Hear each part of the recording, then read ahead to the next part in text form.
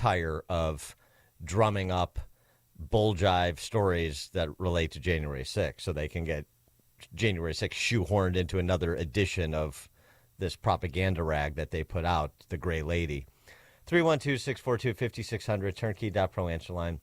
64636DA, turnkey.pro text line. This was really just a neighbor, squabble. This was not insurrectionists saying our country's under attack and anything like that, or supporting Trump.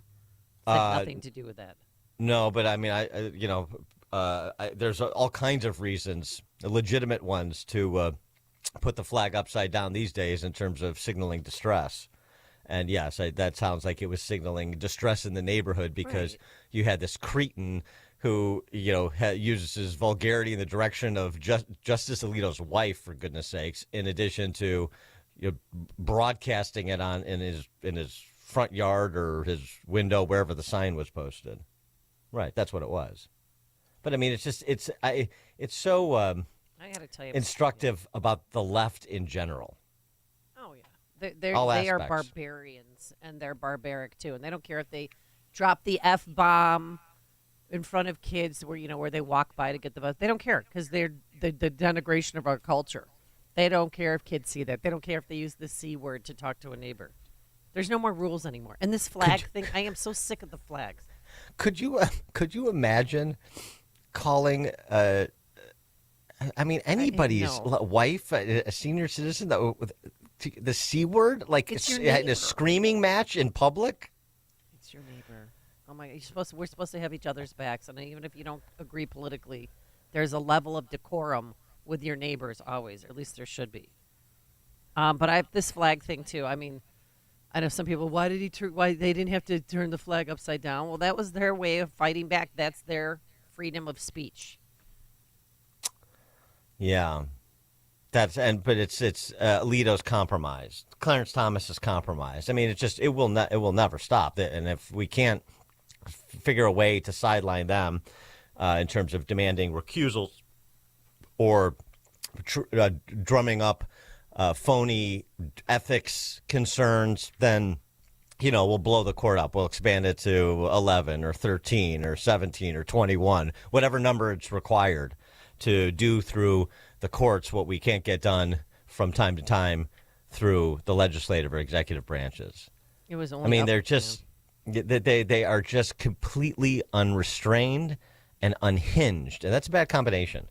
They said again, this flag was only up for a short time. Doesn't matter. I don't care if it's still up today. Yeah. Who cares how long it was up, though?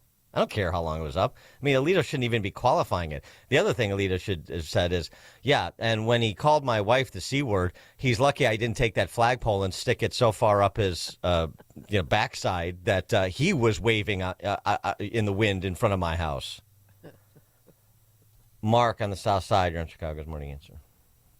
Good morning, Dan and Amy. Just like the Roe versus Wade was leaked by some staffer who was never prosecuted, is there a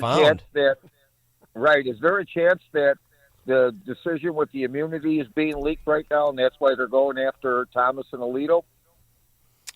Well, nothing. What do you mean? It hasn't been leaked. What do you mean? Oh, you think that they're going after Thomas and Alito to put pressure on them with respect to that decision? No, I'm wondering if that decision has already been leaked, just like they leaked the Roe versus Wade, and the media and the establishment already knows what the decision is going to be on the immunity, and that's why they're going after Thomas and Alito at this time.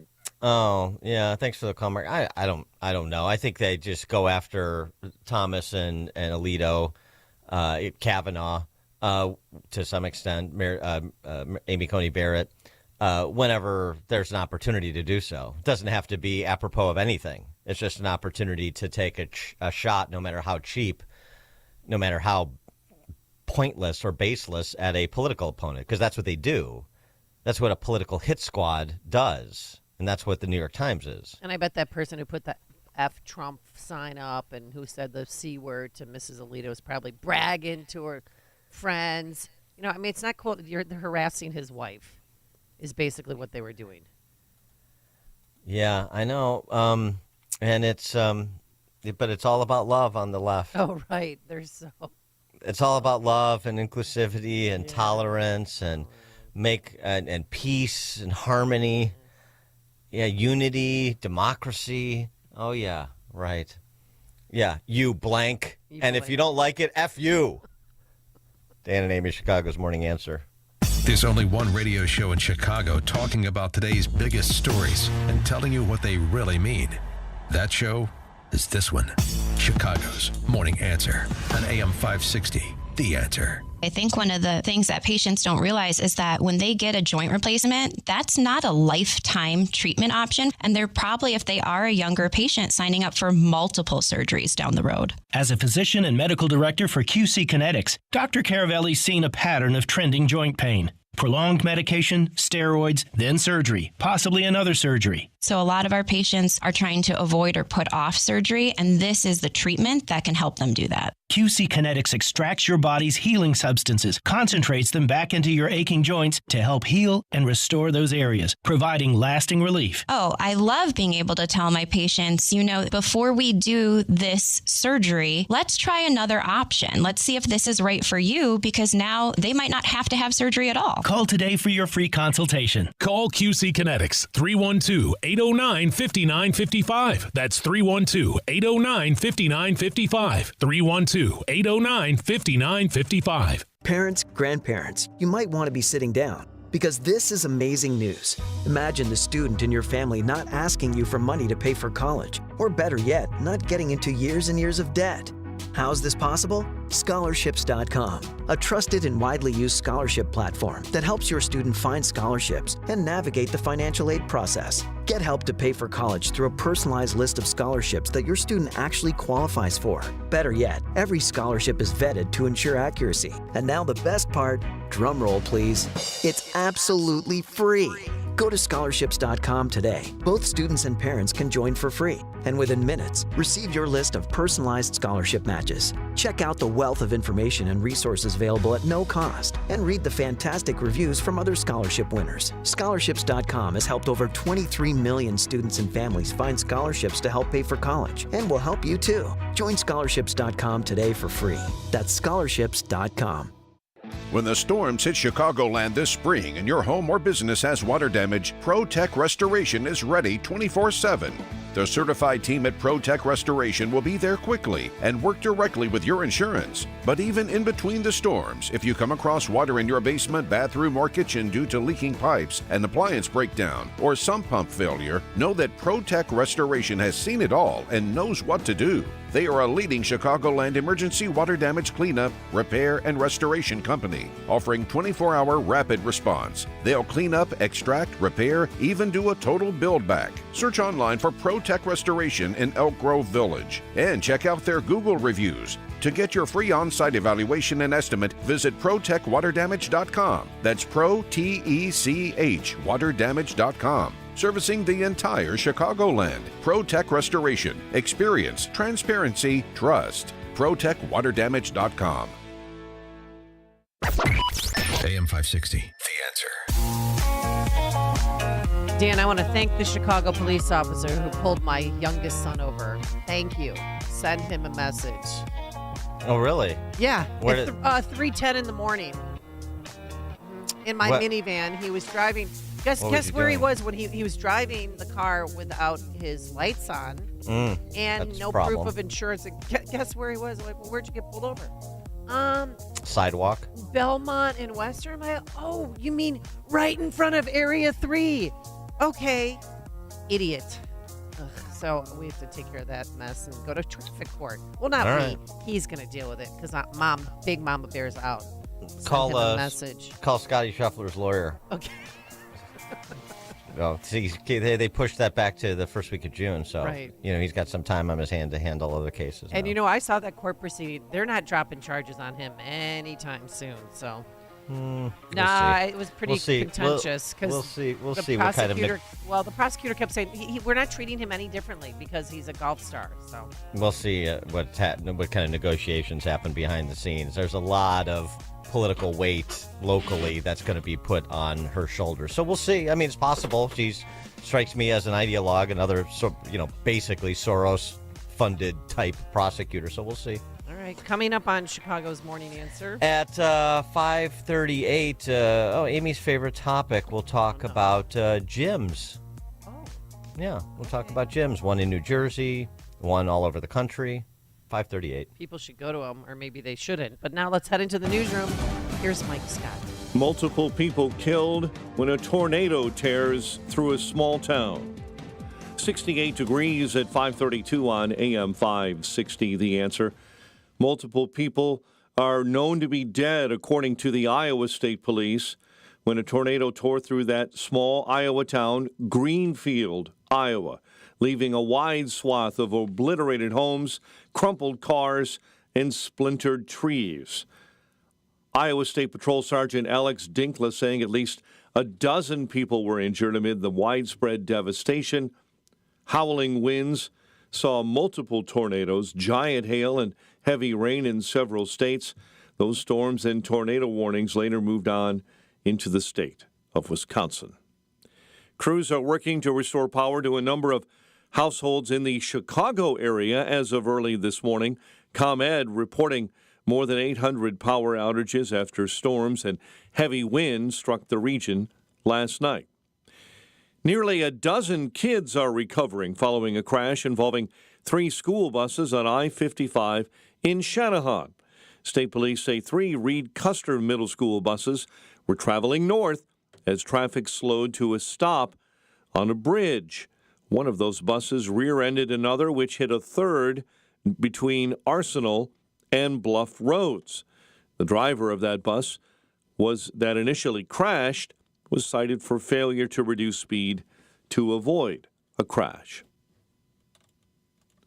Chicago Alderman is expected to introduce a measure today that will call for embattled CTA President Dorval Carter to resign. What you're going to see is that riders in all these other parts of the city are going to step up their game even more and put pressure on all the aldermen to say, look, whether you ride the train or not, whether you take the bus or not, taxpayers are paying for this. That's Alderman Scott Waguespack. 26 members of the City Council have signed a non-binding resolution, measure blasting Carter for inadequate service, reliability, and lower ridership. The governor has hinted that Carter is not the person needed to deal with a multi-$100 million budget shortfall. Chicago sports. We're seeing baseball teams bounce back this week. White Sox were winners. The Cubs, victors at home. And the news is a service of Valdecass Windows for the discerning homeowner looking for high-quality and professional-level window replacement. Contact Valdecass Windows, your award-winning Platinum Elite Pella certified contractor. Visit Valdecass.com. A check of traffic and weather is on the way next on AM 560. Mike Gallagher says November holds some glaring issues. Election integrity is going to be the most important thing we face in 2024. Let's face that. Let's acknowledge that. Let's just understand. Have we done enough? Well, no, of course not. But there have been a lot of election integrity efforts made in red states, in swing states. It's not going to come from Democrat legislatures. They want to cheat. The Mike Gallagher Show, weekdays at 9, right before Dennis Prager at 11 on AM 560. The Answer.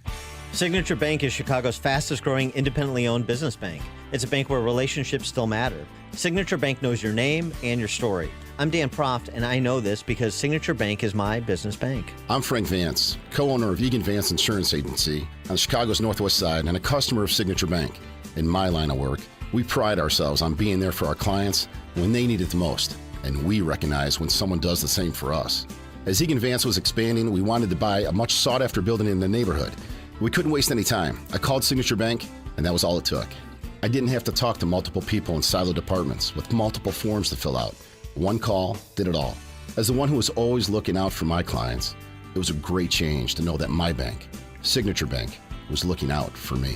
Signature Bank is looking for their next success story. To learn more about turning your business vision into reality, visit signaturebank.bank. Signature Bank, helping local businesses succeed.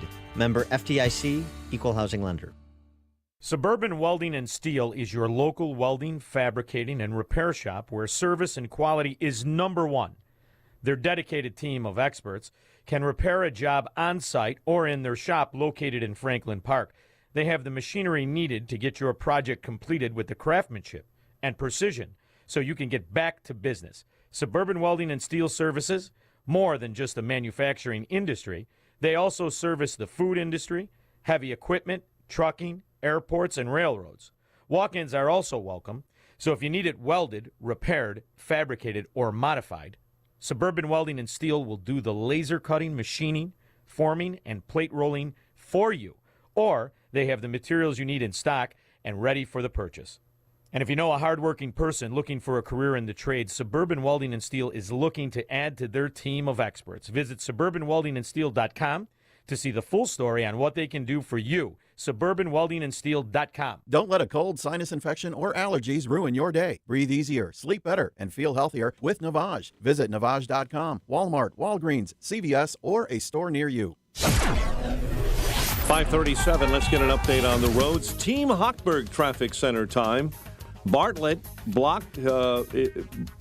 Road is blocked between Spitzer and Naperville Road due to fallen power cables from the high winds and storms. Jane Addams, eastbound I-90, the off-ramp to Genoa Road, remains closed until 6 a.m. due to ongoing road work. Stevenson already slowdowns on the inbound side between Ashland and the Dan Ryan. Traffic, a service of scholarships.com. Imagine the news. Your college student doesn't have years and years of school debt. Scholarships.com is free to find accurate and vetted scholarships personalized for your student. Scholarships.com. Dan and Amy continue next. Now, your official Chicagoland weather forecast. Breezy and cooler with times of clouds and sun, high 75. Partly cloudy and 57 overnight. Tomorrow, mostly sunny and warmer, a high of 82. Currently 68 degrees. Your next news comes your way at 6. Chicago's Morning Answer continues next on AM 560, The Answer. Now, from the Signature Bank Studios. If you're looking for the latest news, insight into what it means, and the sharpest opinion, there's only one station in Chicago where you can turn, and it's this one. We're AM 560, The Answer. Top of the morning, Dan and Amy. No show has better institutional memory than Chicago's Morning Answer. Let me prove it once again. Remember Ian Smith? Who remembers Ian Smith? Raise their hand. I mean, Dr. Ian Smith? No. Oh, the other. Not a doctor. Ian Smith, the owner of Attilis Gym in New Jersey. Is that starting to ring a bell? Ian Smith, the owner of Attilis Gym in New Jersey, who protested COVID? Governor Phil Murphy's lockdown of New Jersey. Right. It had to do with COVID. He kept his gym open when they said, shut her down. Ian Smith, back in August of 21. All right. Legal update, guys, from the Attilis Gym. We are 16, going on 17 months, I believe, into this nonsense with Governor Murphy and the state of New Jersey. As you guys know, we were fined quite a bit of money, $15,497.76 per day for every day that we were open. The state already took a bunch of money from us to the tune of $173,000 from our bank account. They drained the business dry. Judge Robert Lugie then decided that the state could pierce through the LLC and hold Frank and I personally responsible for the hundreds of thousands of dollars of fines. Looking like that day is now coming. We received an information subpoena for our financial records. We have no choice but to fill this out. We can be incarcerated if we don't. So we'll fill it out. We will keep fighting. We have an appeals process going on, and we're going to open our gym no matter what Governor Murphy or anybody says. But it is likely that we will have some commie hands reaching into our pockets very soon. More to come. So that was Ian Smith, 16 months in already. That's back in August of 21. Oh, my. And he fought, so he and his partner apparently fought this fight have been fighting this fight for the last 4 years. Fought this fight. Once the hoopla died down of here's a guy standing up against the COVIDians and so on and so forth, then it's on Ian Smith and his business partner to figure out what to do next. And so they put in the fight all this time. 312-642-5600, turnkey.pro answer line. You can also reach us on our text line. It's up and running, 64636. Type in DA, then a quick comment. So they seized his assets from his bank account, $173,000. That's that I didn't know people were doing that. That's sounds very like a communist country. Yes. Ian Smith posted this announcement the other day. 4 years ago today, we reopened Attila's Gym in direct violation of an unconstitutional order by Governor Phil Murphy to close small businesses in New Jersey. The support we receive locally, nationally, and internationally for our stand is something I will be forever grateful for. With that being said, I'm thrilled to announce that we have achieved a major victory in the long, hard fight against the state. All of the 80 municipal citations of violations of a governor's order, public nuisance, disturbing the peace, and operating without a license against us have been dropped by the courts with prejudice, meaning the state has no ability to refile the charges. The victory opens the battlefield again and gives us options to continue to push back and bring justice to the treasonous actions of Phil Murphy and his lackeys. Again, thank you to all who supported us. We could not have done it without you. Special thanks to our fearless attorneys who knew it was going to be a long, hard road and it would make them a target of the state. He talks about his attorneys standing with them through the darkest days of the storm. More updates later. Nobody is coming to save you. Save yourself. Spit on your hands and hoist the black flag. No quarter. I love this guy. Oh, and then at the end, he invites Governor Phil Murphy to kiss his penis. But he uses different phraseology. 312-642-5600, turnkey.pro answer line, 64636DA, turnkey.pro text line. How do you like that? We got to get this guy on the show. 100%. I mean, because as it turns out, the gym was the best place to go. Because if you were fit and in shape, and if you got COVID, guess what? You were going to be just fine. Well, yes, and it just first of all, it's a small reckoning, but we're staying on this. We're looking for reckonings that are demanded, that are warranted, as Ian Smith said, spit on your hands and put in the fight, essentially. And so, this Jim standing up against Phil Murphy, this, the Wall Street kleptocrat scumbag that he is, another one of these COVIDian governors that didn't suffer politically for it, needs to, just like maybe someday there'll be something approaching a reckoning in Chicago and Illinois. I don't know. You still got the same governor there, don't you? And I do have to say, too, thinking about Ian Smith, I go back to thinking about the Rebel Diners program that Tom Sedeka started and that we participated in during the lockdowns, and the restaurants like Kai's in Glendale Heights on Roosevelt Road that stayed open during the lockdown. Those restaurants just said, we're not doing it. And then it's some municipalities that also back their plays, telling the governor, we're not doing it either. We're not going to have our police enforcing your lockdown mandates and so forth. So, I mean, there were. I don't want to diminish the people who did take risks and did stand up in Chicagoland too, because there were a lot of them. 312-642-5600, turnkey.pro answer line, 64636DA, turnkey.pro text line. People don't realize they could have spent 6 months in jail. Their violations included operating without a license, creating a public nuisance, and disturbing the peace. Well, right. But it's so sad because then other gyms, gyms in Utah, they didn't even close for 2 weeks. And they didn't get fined at all. The governor just let them, okay, that's your decision.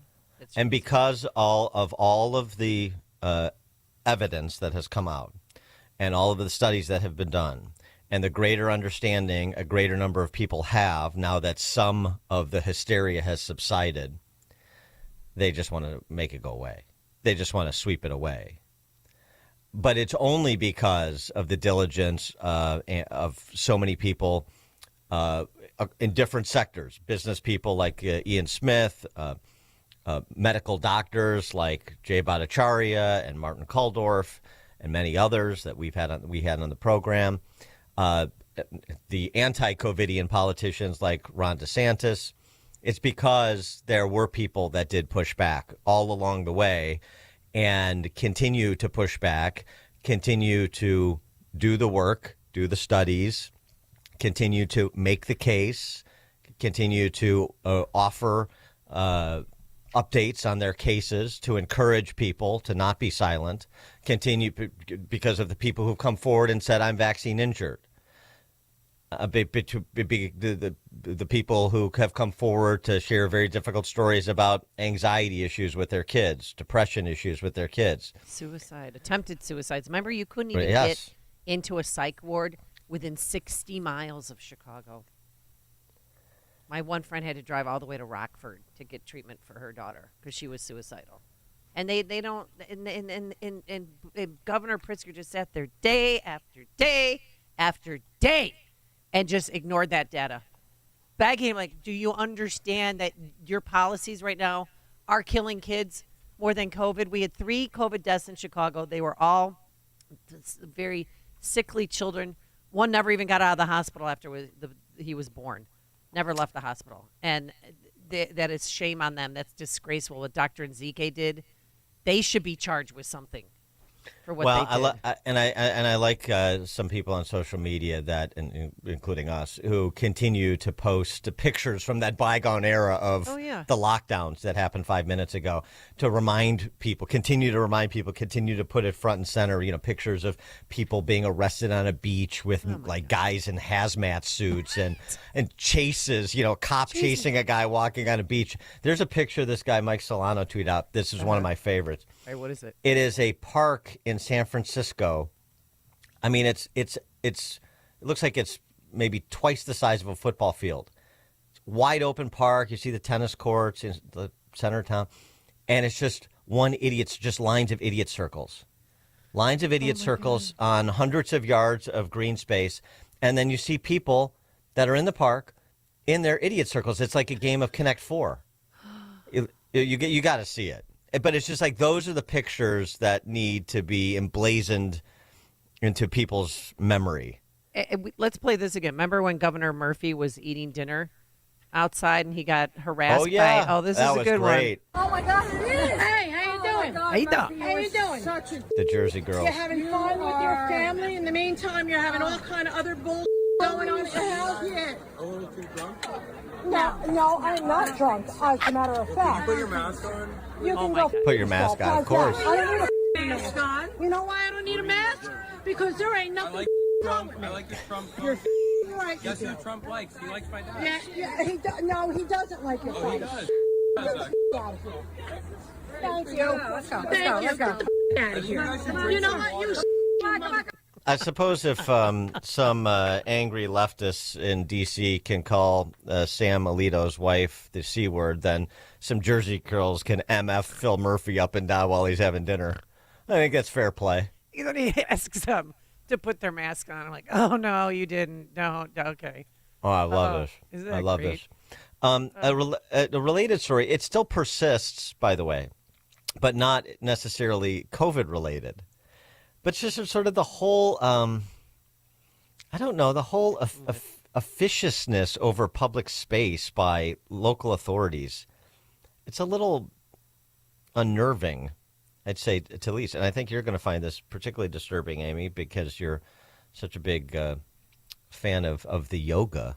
Yes. So San Diego.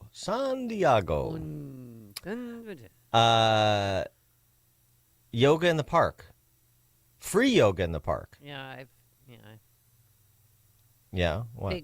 I'm familiar with this story because I saw what's going on. I think, oh my God, it's the right to assemble. So they don't want them to do their yoga. They want them to get them a permit or something in order to do yoga in the park. No, You can't. This is the reason that people live in this city, is spaces like this. So for these spaces to be monitored in such a heavy, unnecessary manner, it just is very confusing to me. Jackie Kowalik is a yoga instructor. One of her donation-based classes was shut down last week at Sunset Cliff, so she wanted to stop by PB, where she knew another class was happening Saturday. And when I got here, the street was lined with park ranger trucks. There were 3 rangers standing in the grass overlooking a class full of people doing yoga. After the class, the park rangers moved in to give the teacher a ticket. She recorded the interaction. Without admitting guilt, just need your signature. I promise you'll appear in court on that day. It's ridiculous. We've been here for 17 years, and now they're like, no, we're shutting this down. The law for decades primarily focused on unpermitted food vendors, but was recently updated to prohibit businesses from operating beach events. A new language lists yoga and other activities as a service. Kowalik says she asked park rangers for clarification on the do's and don'ts. Can I ask a follow-up question? What if it's a completely free class? The answer was no. Okay, well, what if a group of friends comes down here and wants to do a yoga class? Are you going to stop and interrupt them? The answer was yes. We'll find out if it's an organized group. Wait, who the hell do these people think they are, these government officials? They have a right to assemble. They have a right to stretch. It's open space. You can only do yoga individually if you organize. If 2 or more people organize doing yoga in the park, then you're gonna be stopped. I mean, you're going after people doing yoga on the beach while drug dealers and thieves are making deals, and people are coming over illegally in boats. So backwards. It's bizarre. I mean, this is, government property. Oh, somebody. Everybody owns it, so nobody owns it. It's best to, but I just propose selling off the parks to some. I mean, this is San Diego. Some rich guys, and let them do it. I mean, it's so funny. Oh, but we need more open space, public space. Really? You want the government to manage it even-handedly, or do you think that maybe somebody who actually has a stake in the community? In a way that government, in the way that politicians pretend to, they have a stake in extracting from the community. I'm talking about people who have a stake in building the community. Yeah. Put it in some private guy's hands. I'll bet you that yoga in the park wouldn't be a problem in San Diego. Oh, Dan, this is great. Somebody said, use the Palestinian flag as a yoga mat, and trust me, they won't bother you again. Exactly. Paul and Carrie. Morning, guys. I have a relatable story how I was kicked out of a health club for not wearing a mask. If you recall, about halfway through COVID, they said, well, most gyms, when they reopened, when you're on the machine, you can take your mask down. When you walk to the next machine, you have to put your mask up. Oh, my God. Science. Up and down, right. Science. So I'm on the treadmill now, going at about a 6 pace, and half the gym has their masks below their nose, some completely below their chin, and I still have it on, but it's below my nose. And one of the managers comes up next to me, and without uttering a word, I said to her, because I know what she wanted, I said, "Call the police." She did. 2 officers entered, and I'll give a plug out to the gym, Planet Fitness in Crystal Lake. Oh, of course, Planet Fitness. And then I know. Did you use the women's locker room or the men's locker room? Anyway, go ahead. Check this out, though.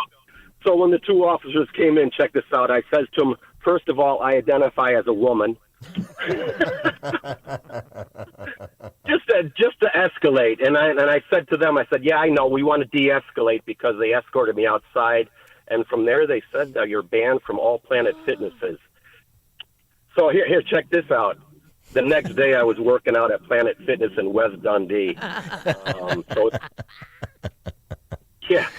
So I guess it's not a blanket policy of all Planet Fitnesses. It depends on the owner. And I go there, West Dundee. Nobody has masks on the same week.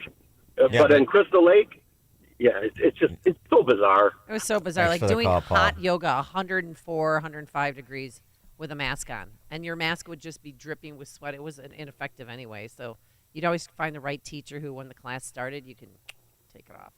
Yeah, but at Planet Fitnesses in Crystal Lake or West Dundee or anywhere else, you're going to have if you're a woman, you don't be surprised to find some woman with a penis shaving his beard in your locker room. That's so gross. Like happened in Alaska, and then they banned the woman who took the picture. Remember that Planet Fitness? Yeah, right. That Planet Fitness story. It hurt them. The boycott hurt them, and it should have. Yeah, we have no safe spaces anymore as women.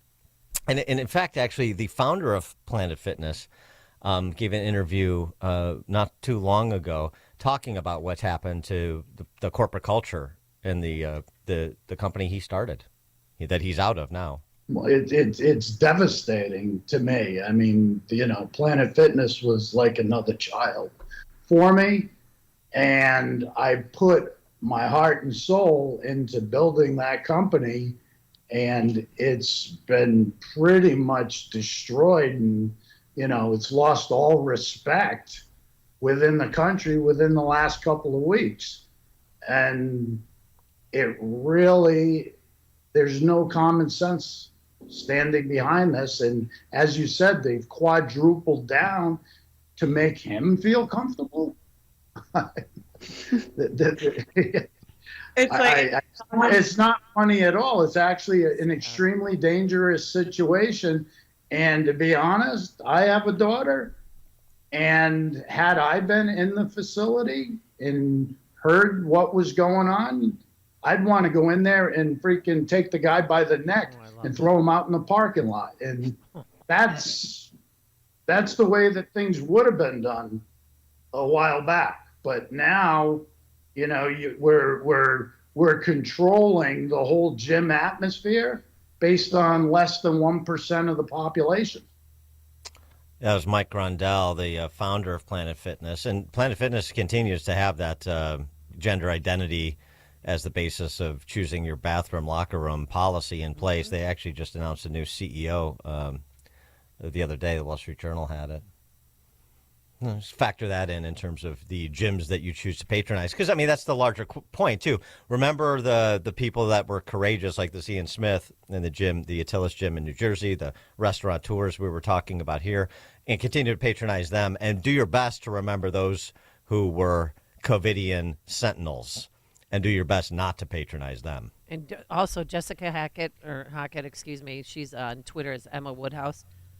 She has been after getting the real true death totals and death numbers from COVID out of New York City. So kudos to her, too. All right, coming up at 6:06, the school superintendent you wish you had, 6:06. But now let's head straight into that newsroom. Here is Mike Scott. Good morning, Mike. Storms causing power outages in our area, but nothing like the devastation in Iowa this morning. Fox News with the very latest on that developing story in a moment. 11 children are hospitalized in a crash involving 3 buses in Channahon yesterday. 4 wounded in a West Side shooting. Man shot on a CTA train on Chicago's South Side. A state bill eliminating the sub-minimum wage for tip worker stalls in Springfield. Cubs walk off against the Braves. White Sox 2-hit Toronto. WIND Chicago News Time, 6 o'clock. A lot of Greenfield, Iowa is gone. I'm Chris Foster, Fox News. The town of 2000 is hardest hit in a series of tornadoes hitting Iowa, killing at least 3 people, according to Fox Weather. It is horrific to look at. That powerful tornado tore through the middle of town in some areas, and you're actually able to see sort of the path that tornado took, cutting through the town of about 2,000 people.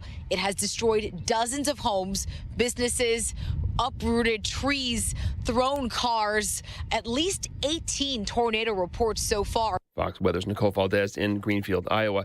The judge at former President Trump's criminal hush money trial in New York says he'll finalize by the end of tomorrow instructions that he'll give to jurors before they start deliberating next week. There has been no evidence. There's no evidence, and there's no crime. There's no crime. Everybody says there's no crime. Where's the crime? The former president with reporters outside the courtroom yesterday. New details about the search Former President Trump's Mar-a-Lago estate in Florida are in newly released court documents. Fox's Brooke Singman. According to the filing, the DOJ and FBI agents plan to bring standard issue weapons, ammo, handcuffs, and medium and large sized bolt cutters. They were also instructed to wear unmarked polo or collared shirts and to, quote, keep law enforcement equipment concealed. Former President Trump says, quote, crooked Joe Biden's DOJ in their illegal and unconstitutional raid of Mar-a-Lago authorized the FBI to use deadly force. The FBI, in response, says it followed protocol in place for all search warrants. This is just standard, with no departure from the norm in this matter. Israel is recalling its ambassadors to Ireland and Norway over decisions by those governments and Spain's to formally recognize Palestine as an independent state. Israel's foreign minister says it'll only fuel extremism and instability. Norway's prime minister says there can be no peace without the recognition. America's listening to Fox News. 68 degrees at 6:02 on AM 560. The Answer. Good morning. I'm Mike Scott. Crews are working to restore power to a number of households in the Chicago area. As of early this morning, ComEd has reported about 800 power outages. Tens of thousands of customers were impacted through the overnight hours, many of those in the Rockford area. Nearly a dozen children are recovering following a crash that involved 3 school buses along I-55 close to Shanahan. State police say 3 Reed Custer Middle School buses were traveling north as traffic slowed to a stop yesterday. Again, 11 children were sent to the hospital, all with minor injuries. The driver of the third bus of 3 was cited. Chicago Alderman is expected to introduce a measure today calling for embattled Chicago Transit Authority President Dorval Carter to resign. 26 members of the City Council have signed that non-binding resolution. The measure blasts Carter for inadequate service and low ridership. Meantime, Chicago City Council members are working to keep the power on for Shot Spotter and that system. Alderman Chris Taliaferro joined several others in backing a proposal to keep Shot Spotter system alive, a system that Mayor Johnson promised to shut down during his campaign. A firefighter recovering after several homes caught fire in Chicago's Jefferson Park neighborhood. The blaze breaking out yesterday in 3 homes on Laramie near Berwyn Avenue. The Illinois Secretary of State's office is expanding its services over the summer to help new young drivers. 10 driver services locations will open on Saturdays for teen drivers only, seeking to get their first licenses and permits from 8 a.m. to 12:30 on Saturdays. Those facilities are located in Addison, Aurora, Bridgeview, Des Plaines, Elgin, Joliet, Lake Zurich, Plano, and St. Charles. Families can start making appointments this morning. Chicago sports. A win for the White Sox and a win for the Cubs as the Bears continue OTAs at Hallis Hall. The news, a service of Health Insurance Mentors. Medicare done correctly would be the best health insurance you ever have. So call Stephen Tucker today for free Medicare advice. 630-674-1551. That's healthinsurancementors.com. AM 560 news time is 6:05. We'll have a check of traffic and weather coming up next on AM 560. Charlie Kirk doesn't see things going exactly to plan. They thought that May was going to be really strong for the regime. There is a backlash to everything they have been doing, to mass immigration, to easy money, to hyperinflation, to reckless war, to the militarization of our legal apparatus. The Charlie Kirk Show. Afternoons at 1, right before Sebastian Gorka at 3 on AM 560. The Answer. Hey, if you want a firearm that is easy to transport, you got to check out the U.S. Survival Rifle from our friends at Henry Repeating Arms. Now, it is a portable rifle that you can put together, take apart in just minutes. And then when you're not using it, you can store the parts in the little case that it comes in. It's so small you can store it pretty much anywhere, and it's light enough to carry everywhere. Now comes in black and 2 different camo patterns, and you can pick one up for $300 to $400 depending on the finish. Check out their videos. Go to their website. It's one word, henryusa.com/survival. And while you're there, make sure you order their free catalog. Now, Henry makes more than 200 rifles and shotguns and revolvers, all made in America, all backed by a lifetime satisfaction guarantee and the best customer service in the business. Go to their website, henryusa.com. Get their free catalog. They'll send you free decals and a list of dealers where you are.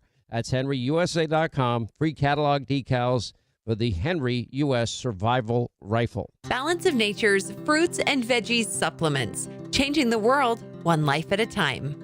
Oh, it's been actually really good. I'm 81 years old. I'm a retired nurse, and I have found, I've taken it for about 5 years, I do feel better. At first, there wasn't a drastic change, but I found it really has made, a difference in my lifestyle. It does improve our quality of life. Start your journey with Balance of Nature supplements. Call 1-800-246-8751 or go to balanceofnature.com and sign up as a new preferred customer. And for a limited time, get 35% off your first order, plus $10 off any additional sets with free shipping and our money-back guarantee. Go to balanceofnature.com or call 1-800-246-8751 and get this special offer by using discount code CHICAGO. 6:07, let's get an update on the roads. Team Hochberg Traffic Center time. Inbound Kennedy, already 40 minutes. O'Hare into the Burns Circle interchange. You're jammed up already at Harlem Avenue. Kennedy on the outbound side slows up between I-90 and Mannheim. Headed to the big airport this morning. Stevenson jams up with stop-and-go traffic first to Kedzie. I-57 into Bishop Ford already slow into the Ryan Merge. Tri-State northbound, you'll hit the brakes at Plainfield Road. Chicago's Morning Answer with Dan and Amy continues next. Now your official Chicagoland weather forecast. Get the very latest this morning with Steve Williams. It'll be breezy, cooler today. Times of clouds and sun are high 75. Partly cloudy tonight, low 57. Sunny, warmer day tomorrow, the high near 82. A shower and a heavy thunderstorm on Friday. The high Friday afternoon, 81. I'm Steve Williams on AM 560. The Answer. Currently 68 degrees. Your next news update is at 6:30. Chicago's Morning Answer continues next on AM 560. The Answer. Now, from the Signature Bank Studios, this is Chicago's Morning Answer with Dan Proft and Amy Jacobson on AM 560. The Answer.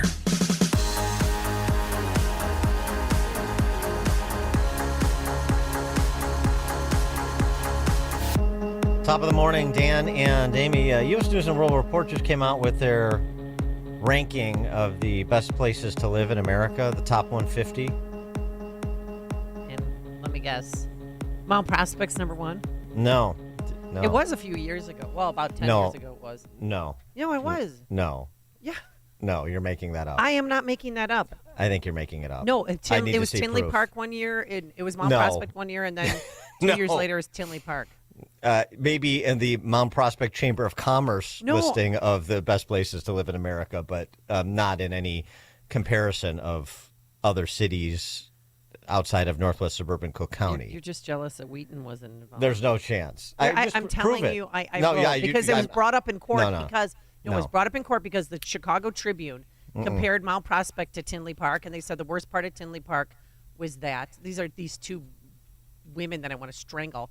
I don't believe you. Listen, the worst part of Tinley Park was the Lane Bryant murders. The worst part of Mount Prospect is that Amy Jacobson was from there. I was Kathleen Zellner, my attorney at the time. That was defamation. I mean, come on. Please.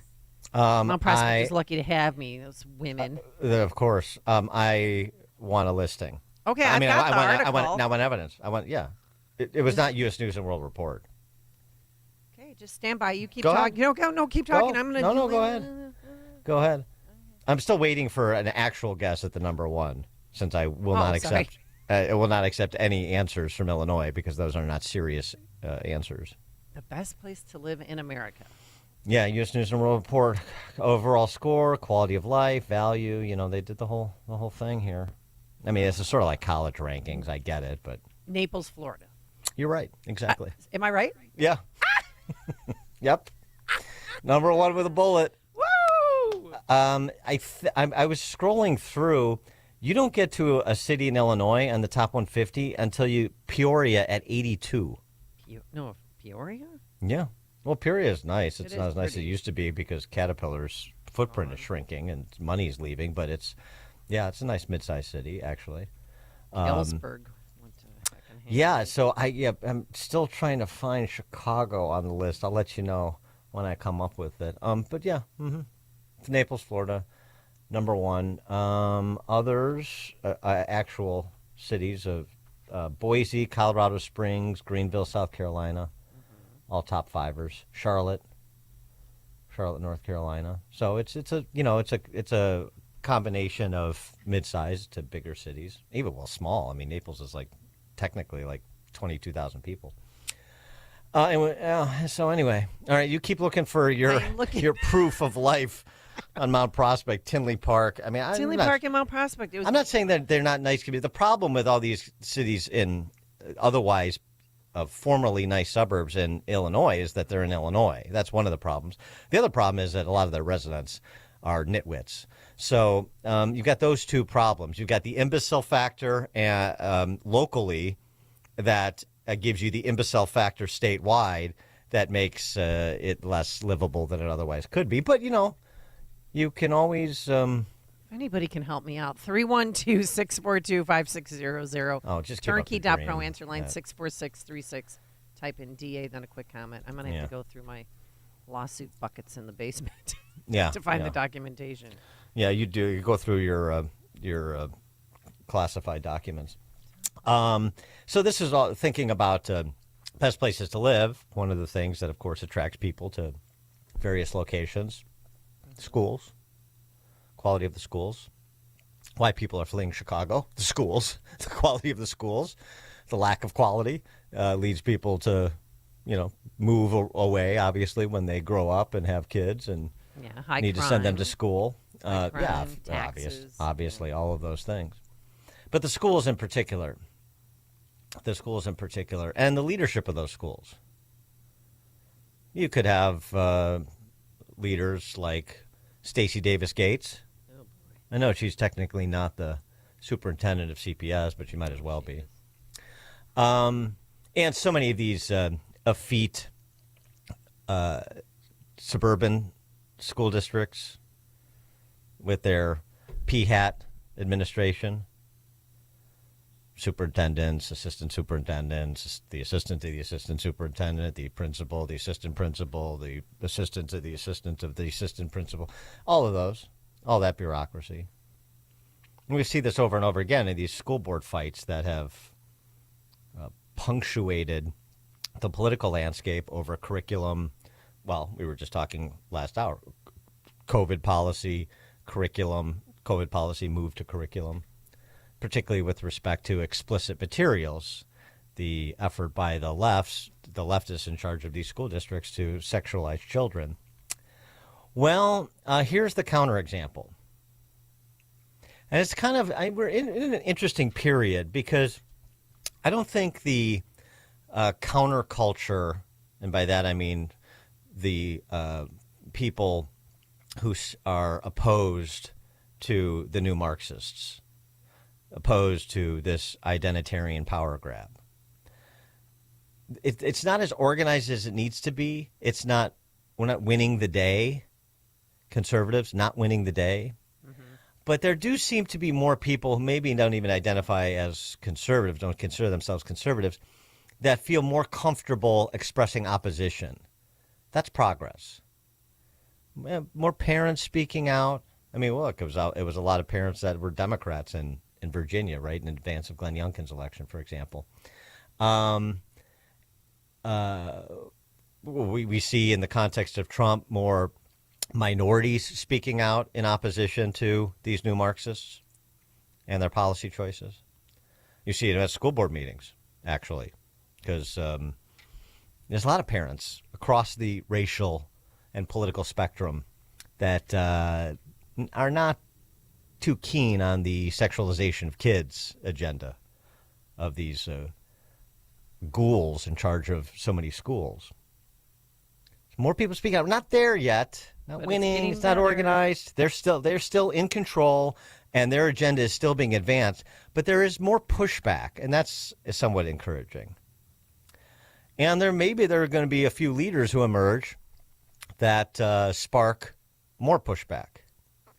And maybe one of them is the superintendent for the Cobb County School District in Georgia, which is a big school district. They got like 100,000 kids across their schools.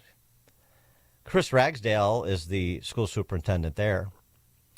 And he recently addressed his constituents at a school board meeting about decisions with respect to the same sorts of books that we've been talking about for years that have been fights at the local level across the country. Listen to what Superintendent Chris Ragsdale had to say. The district had a legal and moral obligation to keep students safe when their parents entrust them to us during the day. This includes protecting them from exposure to sexually explicit, obscene, pornographic, vulgar, and lewd material.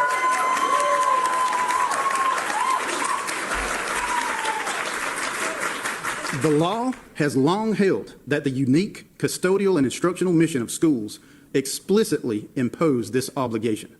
In 1986, the United States Supreme Court supported a school district disciplining a high school student for using lewd and vulgar language during a speech at school, declaring, quote, vulgar, lewd speech and lewd conduct is wholly inconsistent with the fundamental values of a public school education, end quote.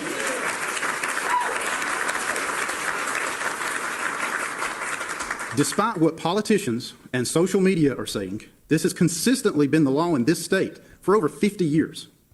The radical new idea is not that schools have an obligation to protect students, but the radical new idea is that all children should somehow be forced to encounter sexually explicit language and instruction while at school, an assertion that less than 5 years ago would have seemed ridiculous and dangerous, and one that the vast majority of educators and parents continue to find ridiculous and dangerous. 312-642-5600, turnkey.pro answer line. He's not done.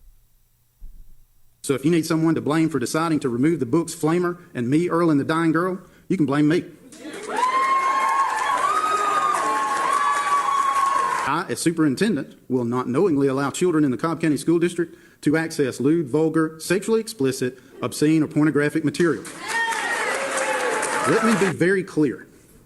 Anyone working in education who knowingly provides students with access to sexually explicit, obscene, or pornographic material should not be in a position of educating other parents' children.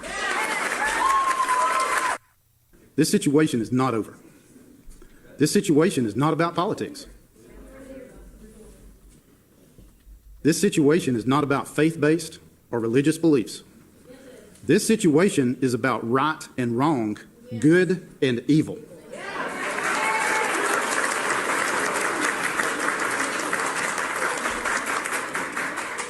The sexualization of children can never be defended nor allowed in any context, especially in education.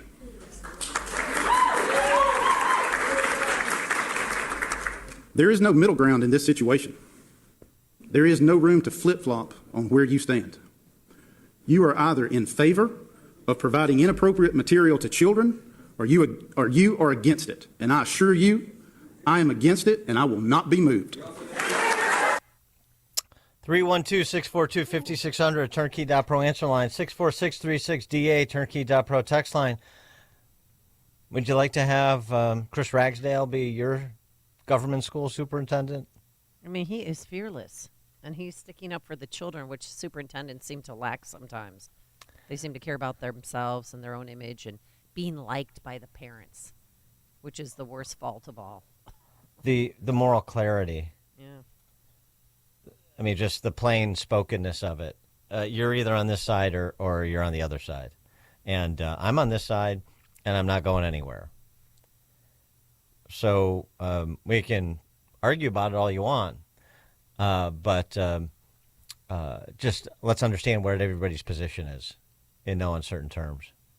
Yeah. Mm-hmm. Terry, Rogers Park, you're in Chicago's Morning Answer.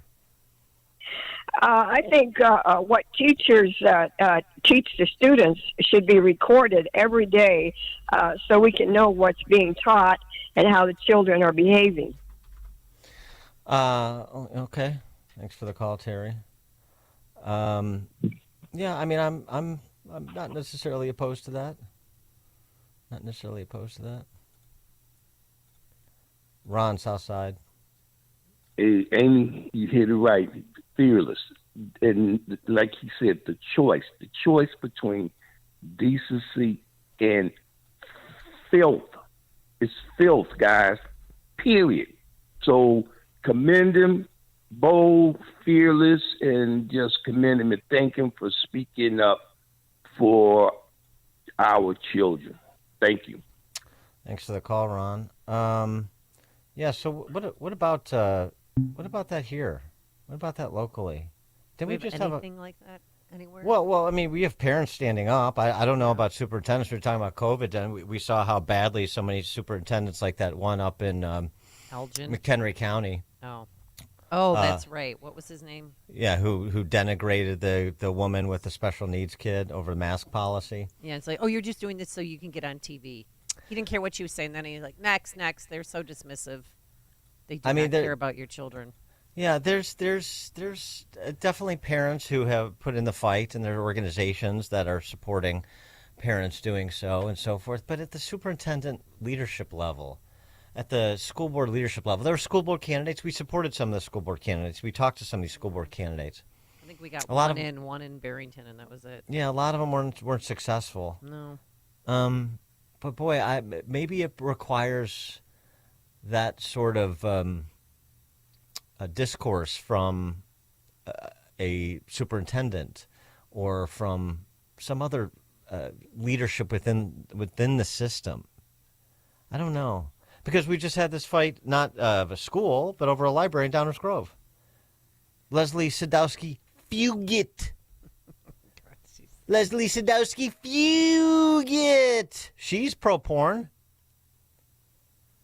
She has no problem taking the other side of what Chris Ragsdale, the superintendent of Cobb County, Georgia, had to say.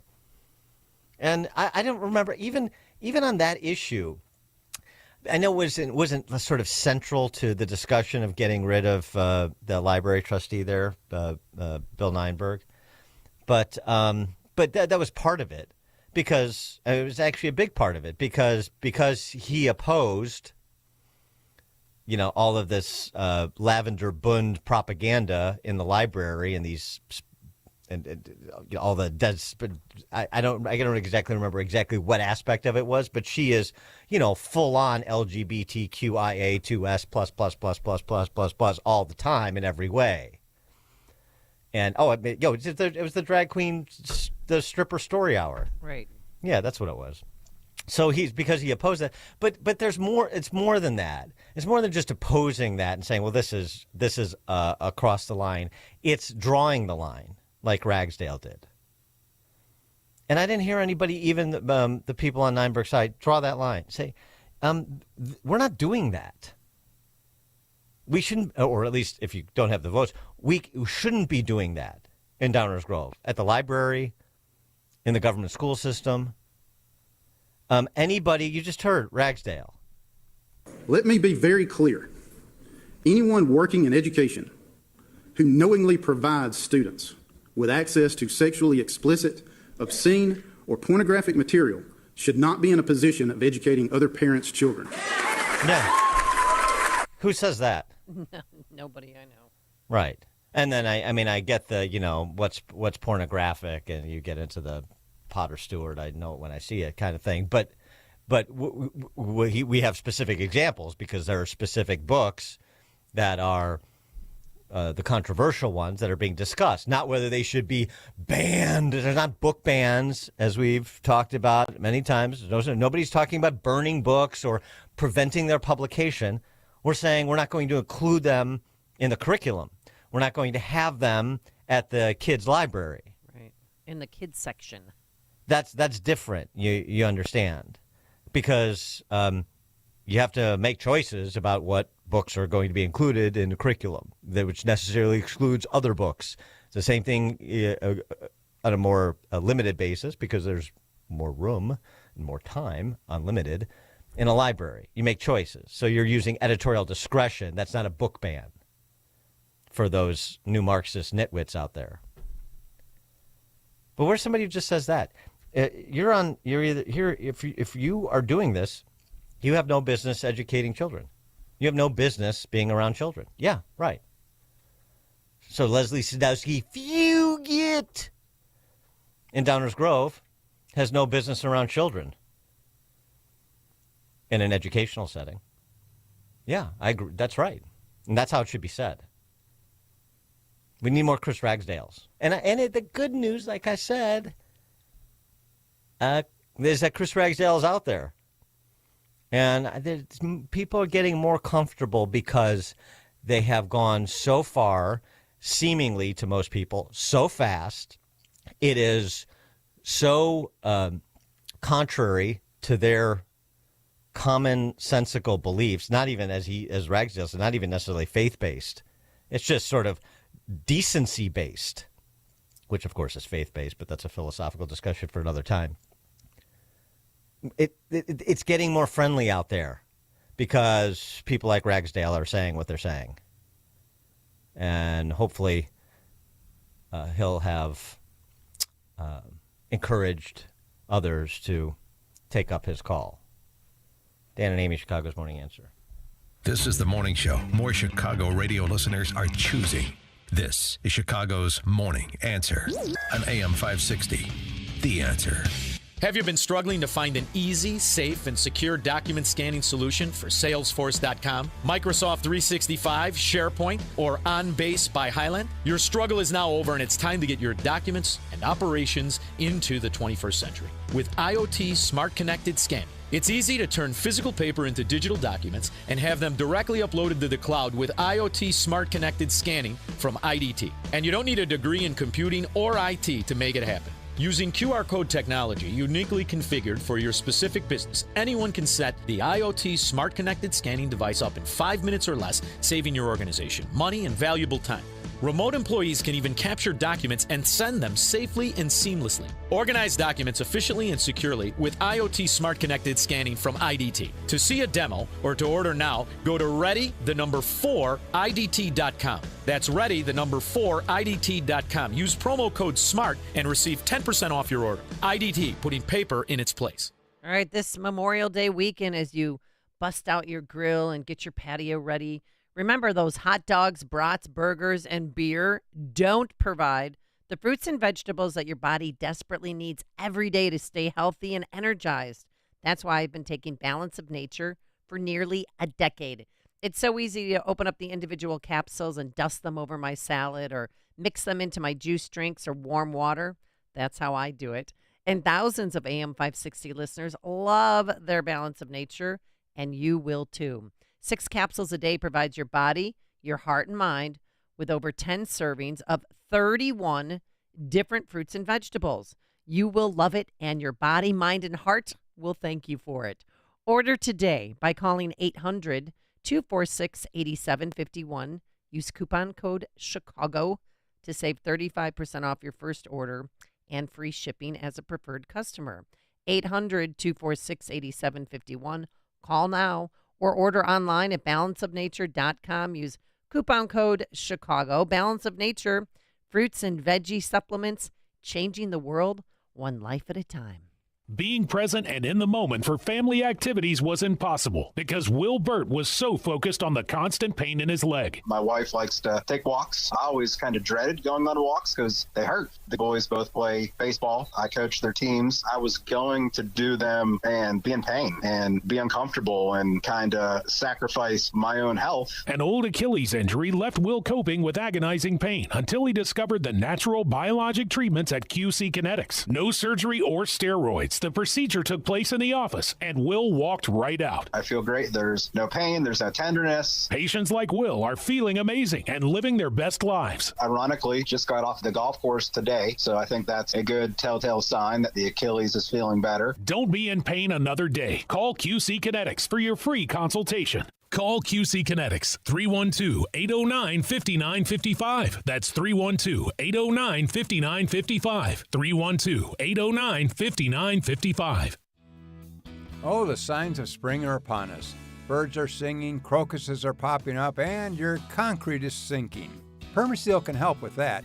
I'm Roy Spencer with Permaseal. As you start your spring cleaning, you'll likely see some cracked or sunken concrete, a sidewalk, stoop, driveway, or your patio. These problems will only get worse with time, but there is an easy solution. Our Polylevel system can raise and level concrete quickly and effectively, putting an end to eyesores and dangerous trip hazards. Call today for a free estimate, 800-421-SEAL. Polylevel is the quickest, least expensive, and most durable system to repair your sunken concrete problems. Don't live with a problem that will only get worse. Permaseal has been making Chicagoland and Northwest Indiana homes healthier and more valuable for over 45 years. Call today to receive 10% off or up to 18 months no-interest financing. Don't replace it, raise it. Call 800-421-7325 or visit permaseal.net. AM 560, The Answer. All right, coming up on Chicago's Morning Answer. Well, the FBI under Christopher Wray is something that Pinochet would have loved, authorizing the use of deadly force at the Mar-a-Lago raid at 6:36. Yeah. And they had an ambulance on standby and a nearby hospital alerted too. But now let's head into the newsroom. Here is Mike Scott. 64 degrees in Chicago. 6:32 on AM 560, The Answer. Authorities in Iowa still working to determine the number of deaths after a tornado tore through a small town, Greenfield.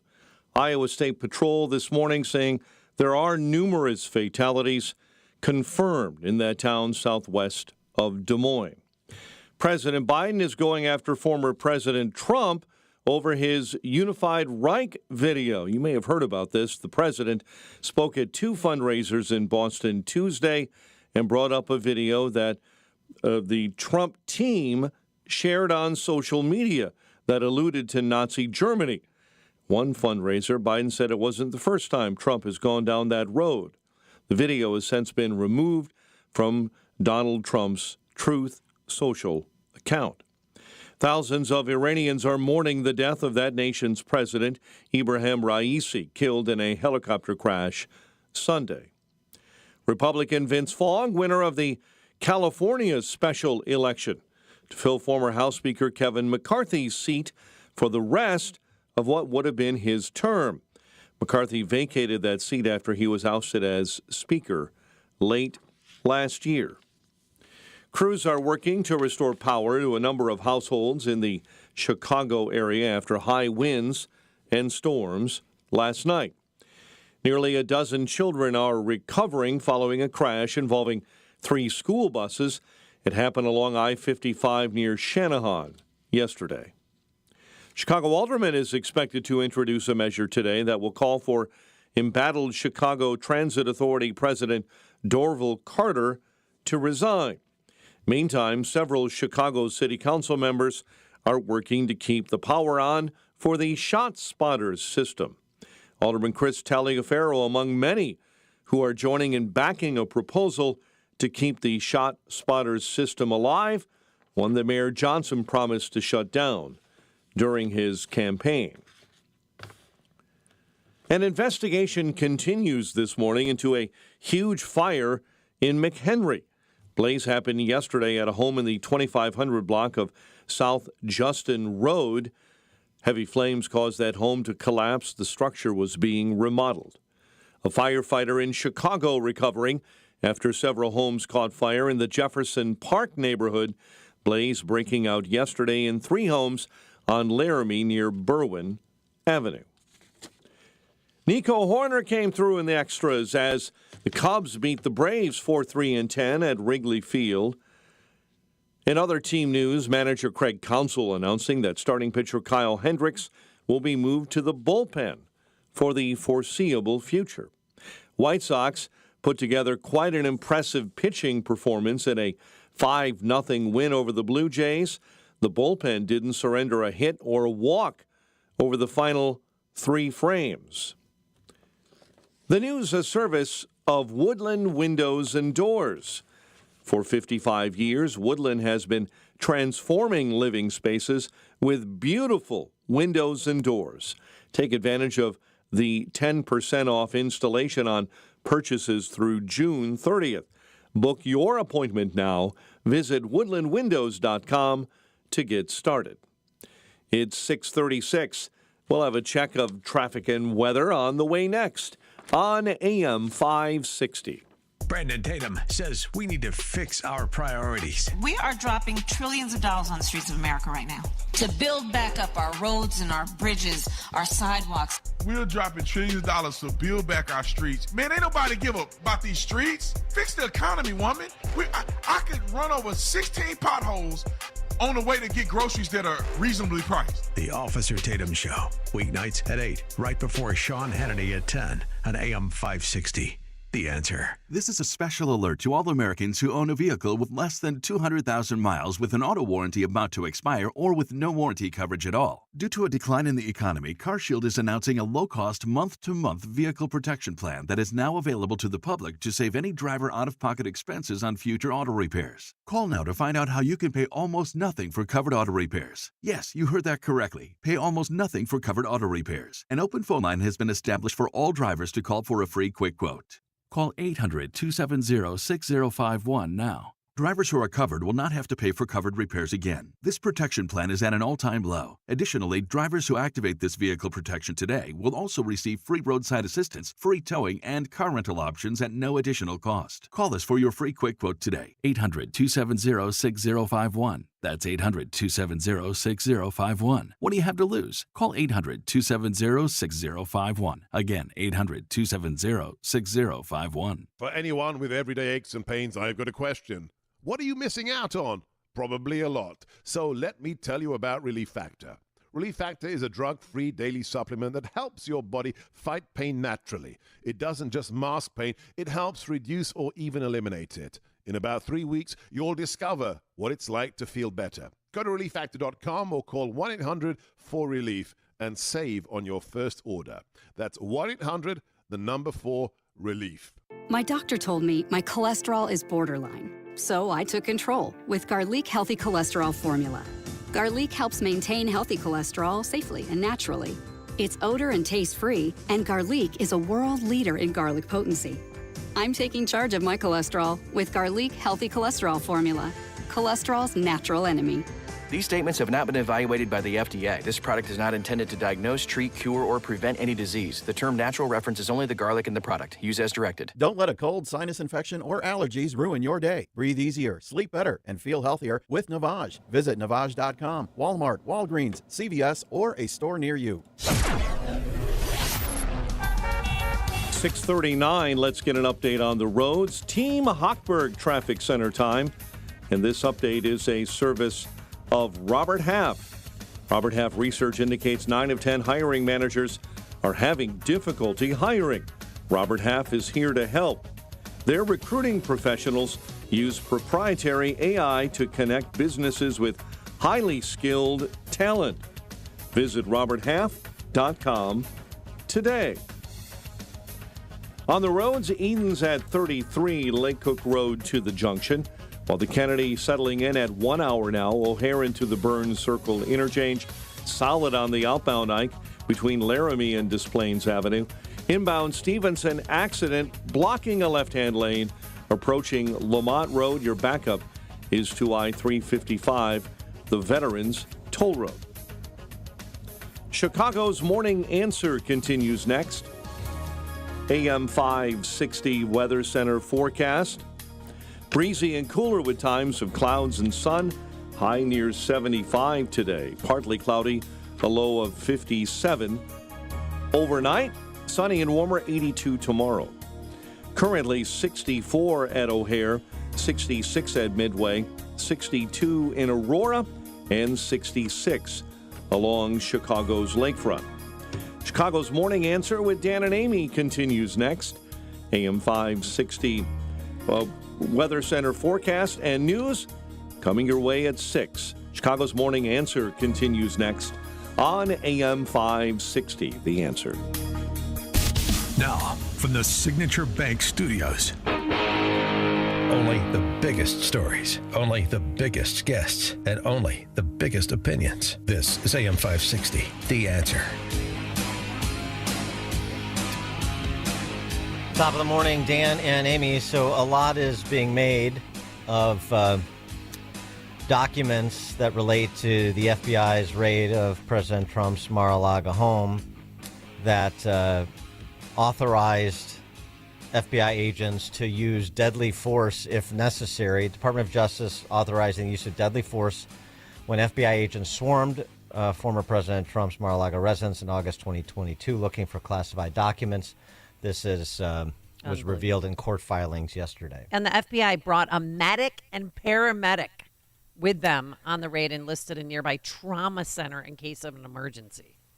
The FBI search team, this is from documents under the heading contingencies. The FBI search team will knock on each guest's room door to determine occupation status. FBI will request a map, a list of rooms, skeleton key for all rooms from Mar-a-Lago staff. FBI will have lock-picking equipment on scene.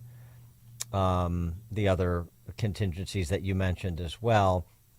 The specific provision, the specific section, though, says that prepare to engage with Secret Service, but per existing relationships. I mean, so this is being treated in social media and elsewhere in sort of pro-Trump quarters as, oh my gosh, they were prepared to take out the former president and family members, and this somehow put the former president and family members, had they been home, in some jeopardy. I understand the skepticism about the FBI. I mean, you've heard me offer all sorts of critiques over the years, but in this case, is it really anything out of the ordinary for an FBI raid? 312-642-5600, turnkey.pro, answer line 64636. Type in DA, then a quick comment. Well, as an average American, it looked like they were fixing for a fight, that they thought that there'd be some pushback of some kind. I mean, this is the way you treat a former president of the United States? Well, is it Trump derangement on crack? Well, is it that, or is it the FBI's standard operating procedure? The policy statement, use of deadly force, that was included in the documents that were filed in court, is a cut and paste job. It's the policy statement that limits use of force. Law enforcement officers at DOJ may use deadly force only when necessary. That is, when the officer has a reasonable belief that the subject of such force poses an imminent danger of death or serious physical injury to the officer or to another person. Deadly force may not be used solely to prevent the escape of a fleeing suspect. Firearms may not be fired solely to disable moving vehicles.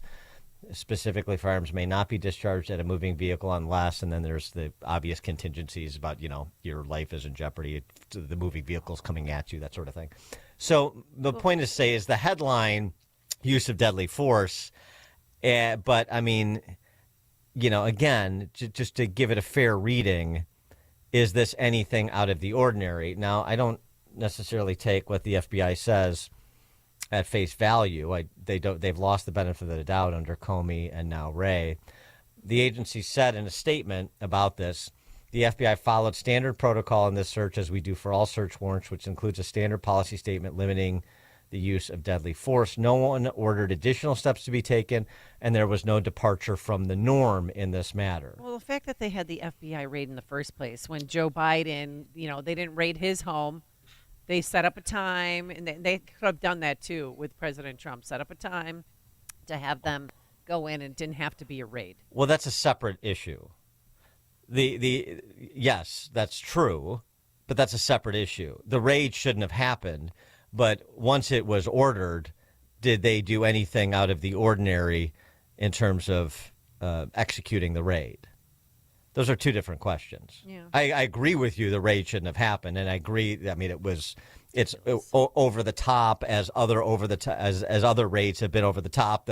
The pro-life the pro-lifer in rural Pennsylvania, Roger Stone. I get it. Brought an armored truck for Roger Stone. I get it. I mean, Choppers. bringing overwhelming force to a raid is not out of the ordinary, and frankly, that's what police should do. You're supposed to bring overwhelming force. It's not supposed to be a fair fight. So that's why the decision in the first place, whether or not to raid, is a separate decision. But once you greenlight the raid, then you're following standard operating procedure. And of course, law enforcement officers always have the right to use deadly force if deadly force is a proportional response to a particular threat. But it's not like it was a death squad. You know what I'm saying? Yeah. And it's a little overheated from the Trump side on this one. And that's why I thought we had to distill it down a little bit. 312-642-5600, turnkey.pro answer line, 64636DA, turnkey.pro text line. Some on the left are saying that, Trump's going to try and get his political enemies killed if he wins, or dismantle the DOJ and FBI. And the former FBI director, Jim Comey, was on MSNBC saying this. He is a threat to the rule of law in America. To me, that's what this election is about. Not about policy differences. It's about what kind of country are we going to be. If he has the ability, smarter than he was last time, to use the power of the Department of Justice and the FBI to target his enemies especially, the rule of law in America will change in a way we haven't seen in our lifetime. When you say target his enemies, how would he do that? Well, I think the first thing he would do is he would express it in his first term as a wish. I want people to go after so-and-so. I want people to go after Andrew McCabe, the former deputy director of the FBI. In a second term, he would go a step further. I'm highly confident, and say, I want him criminally investigated. And he was close to the bottom of the barrel in his appointees last time. He'll be at the very bottom. And those are the people who carry out that order. Yeah, Bill Barr. Let's go. Bill Barr was the bottom of the barrel. Yeah, okay, Jim. Keep with your rap. How would he do that? How would he target his political enemies? Well, Morning Joe, here's what he would do. He would, you see what's going on with respect to Trump? You see what the Biden Department of Justice is doing? He'd do that. Yeah. That's what targeting your enemies, using the power of the Department of Justice to target your enemies looks like. What's happening right now?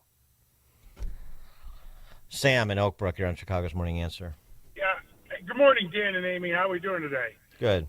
So we got to take a step back, and, they have to do their preparation when they go into Mar-a-Lago. And I'm sure, like Christopher Wray and Merrick Garland, they got all their prep and investigation done, and they were brought in T-shirts of Trump with his Rambo machine gun and Trump on his tank. So, they had to be prepared for tanks and machine guns at Mar-a-Lago. I mean, this is just common sense. So you guys have a good day. Thanks for the call, Sam. Yeah. All right. I mean, there's nothing. I mean, the fact that full-blown raid, but that's an ancillary issue. But still, it doesn't sit well with a lot of people. I mean, and then we did the cloak of darkness, and then they came in with their guns drawn. I mean, give me a break. Well, and oh, by Trump the way, should go I mean, after them. again, and that's just why the classified docs case is on hold, on an open-ended hold by the judge.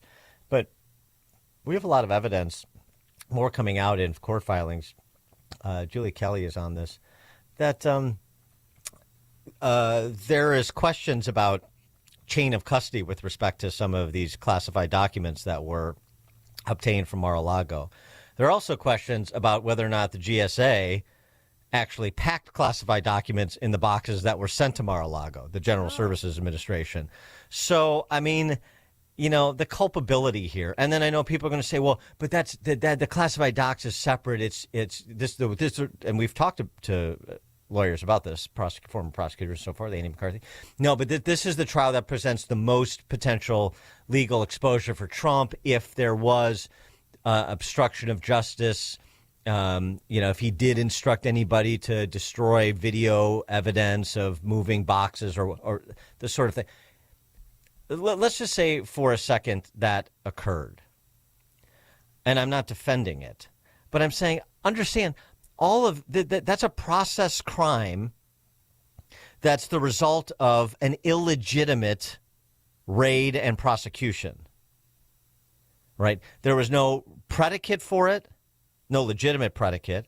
And if you hadn't done the illegitimate raid, then you wouldn't have the possibility of a process crime in response to that illegitimate raid.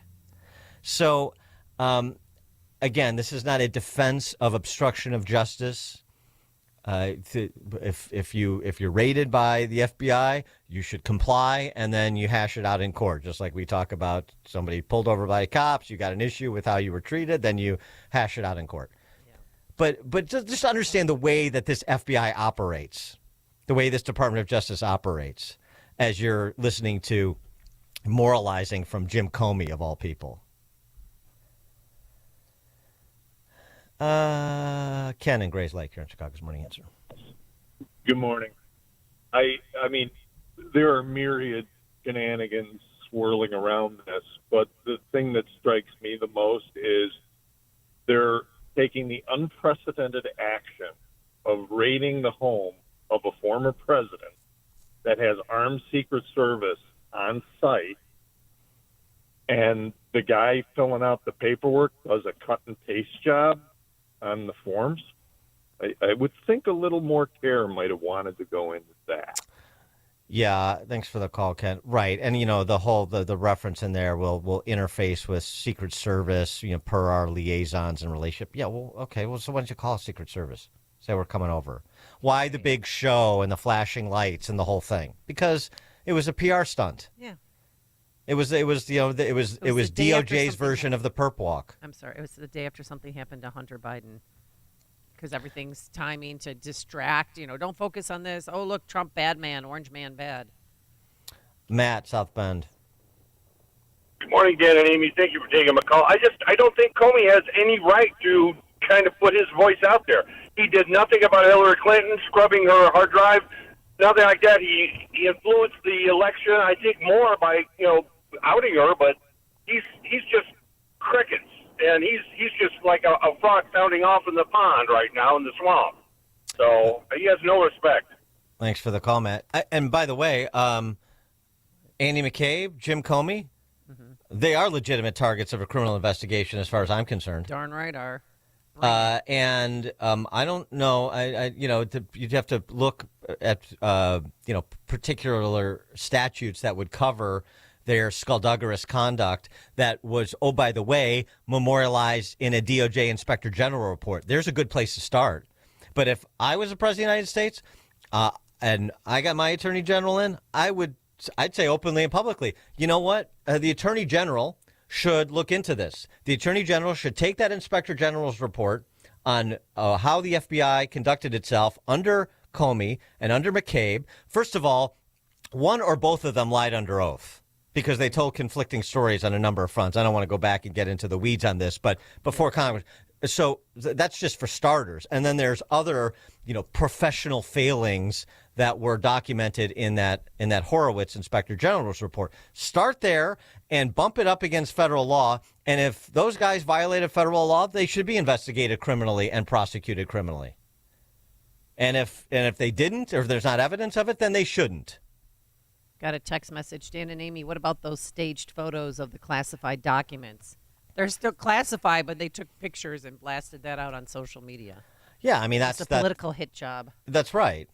There's no question. There's no question this was politically influenced. But the whole, as sort of is coming into focus, and as Matt Davis at the Article 3 Project has been arguing, is, there's a lot of evidence that speaks to all of these prosecutions being coordinated, if not before the fact, then after the fact, with participation from the White House. And that also deserves investigation. You want to talk, Jim Comey sounding off about what weaponizing the Department of Justice to go after your political enemies looks like. I mean, talk about glass houses. Good grief. Lee and Hammond, you're on Chicago's Morning Answer. Hey, guys. If you look at what they did to Roger Stone, anti-abortion activist, PTA moms, This is just par for the course with the D.C. swamp. Ever since the Patriot Act, this is what they've done to go after people they perceive as a threat to their power structure. This is just what they do. And I guess the only shocking thing about this story is that they did it to a former president. But this is the contempt they have for anybody that doesn't kowtow to their power and authority. That's all this is. It's a demonstration of their contempt for the rest of us. Thanks for the call, Lee. Dan and Amy, Chicago's Morning Answer. This is Chicago's Morning Answer. Your show keeps me alive during the week. There's nobody I'd rather listen to between 5 and 9 in the morning than you guys. On AM 560, The Answer. Hey, business owners, are you wondering how to grow your business? Do you need cash flow and a ready source for financing? Well, Signature Bank can help. Hi, Mike Gallagher here to let you know that Signature Bank's loan decisions are made locally by a team who knows your name, cares about your business, and is invested in your success. When you need advice about your business or even have a question, Signature Bank is there to help. There are no handoffs or call centers. This is a team that wants to get to know you and your business. That's why Signature Bank in Chicago is my bank. That's right. I'm a customer. When I call, someone picks up the phone on the other end. And with Signature Bank, I can securely bank anywhere, anytime. Reach out to my friends at Signature Bank. Call 773-467-5630. That's 773-467-5630. Or visit them online at signaturebank.bank. Signaturebank.bank. Your business could be Signature Bank's next success story. Member FDIC, Equal Housing Lender. Balance of Nature supplements, changing the world one life at a time. The Fiber and Spice is a very effective product. There's no question. A product that is very reliable. It's a very good product. I swear by these. Probably the best products that I've ever used. I think they're just simply good for your body. When I used to work, I used to do my art over the weekend all the time. And now I do yard work. I have been doing yard work. I can sweep my floor and make my place look nice. And I take Balance of Nature, and yeah, it feels really good. Call 1-800-246-8751 or go to balanceofnature.com and sign up as a new preferred customer. And for a limited time, get 35% off your first order, plus $10 off any additional sets. Go to balanceofnature.com or call 1-800-246-8751 and get this special offer by using discount code CHICAGO. Are you turning 65 and thinking about Medicare? Or are you over 65 and haven't enrolled yet because you still have coverage at work? Either way, Medicare done correctly will be the best health insurance you will ever have. Imagine having an annual deductible of only $240. There are only two good things about aging: wisdom and Medicare. But to navigate the Medicare maze properly, you need a mentor. Best part, my guidance cost you nothing. Call me. I can help. If you're tired of calling a bureaucrat at an 800 number to help you navigate Medicare, then you need a local expert on your side, your own health insurance mentor. C. Stephen Tucker from healthinsurancementors.com is someone I know and trust. He's a 30-year licensed broker who's been educating our listeners for more than a decade. Steve, how can our listeners get in touch with you? Thanks, Dan. They can visit healthinsurancementors.com or call me directly at 630-674-1551. That's 630-674-1551. AM 560, The Answer. All right, coming up on Chicago's Morning Answer. At 7:07, Border Talk with former Customs and Border Protection Commissioner Mark Morgan. That's 7:07. But now into the newsroom we go for news here at home and around the world. Here's the best in the business, Mike Scott. 11 children hospitalized after a crash involving 3 school buses near Shanahan yesterday.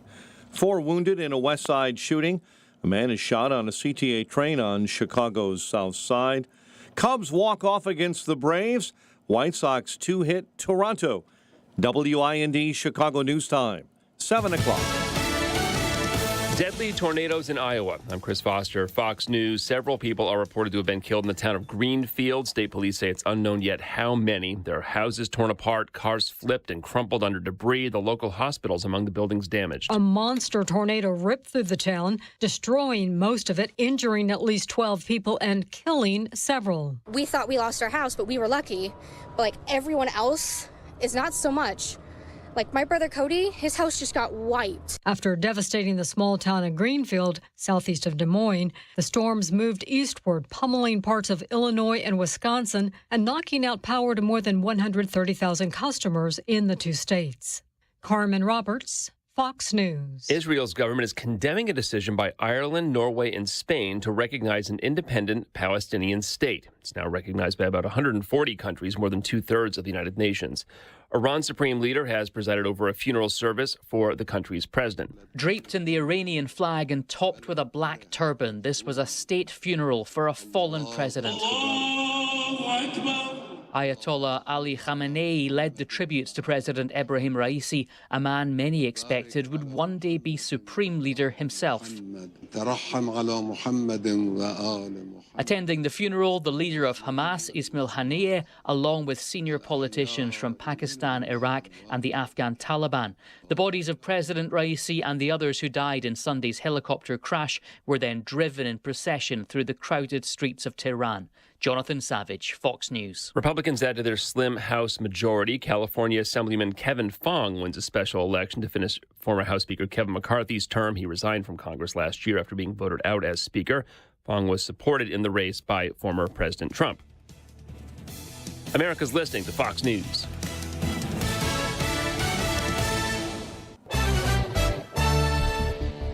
.65 degrees, and this morning, 7:02 on AM 560, The Answer. I'm Mike Scott. Crews are working to restore power and rail service. Number of households have been out overnight, more out toward the Rockford area. Storms went through the area last night with gusty winds and some rain.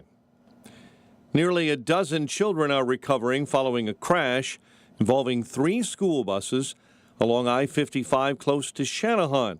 The buses, according to state police, were from Reed Custer Middle School. One of the buses slowed to stop traffic. Other buses then rear-ended bus number 2 and 3 near Arsenal and Bluff Roads.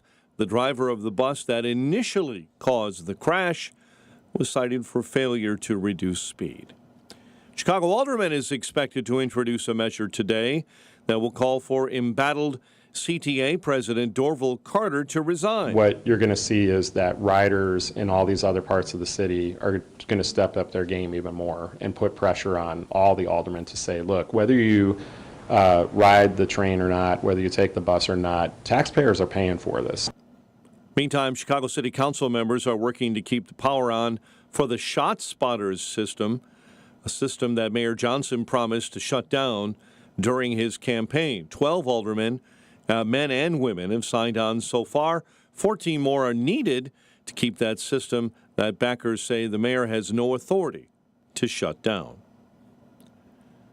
Chicago sports was a win for the White Sox as they take on Toronto at Rogers Center, and the Cubs were winners. They come back and use extras to walk off the Braves 4-3 in 10 innings from Wrigley Field. Bears holding their second of 6 OTA workouts at Hallis Hall yesterday, and Alex Caruso is named to the All-NBA defensive second team. The news a service of scholarships.com. Imagine the news that your college student doesn't have years and years of school debt. It's avoidable when you join scholarships.com. We'll have a check of traffic and weather on the way next on AM 560. Dennis Prager just seeks truth. The UN has acknowledged that the numbers of women and children killed in Gaza are about half of what has been reported. There will not be one less demonstrator against this gigantic libel of Israeli genocide as a result of this. The Dennis Prager Show. Weekdays at 11, right before Charlie Kirk at 1 on AM 560. The Answer. Hey, if you want a firearm that is easy to transport, you got to check out the U.S. Survival Rifle from our friends at Henry Repeating Arms.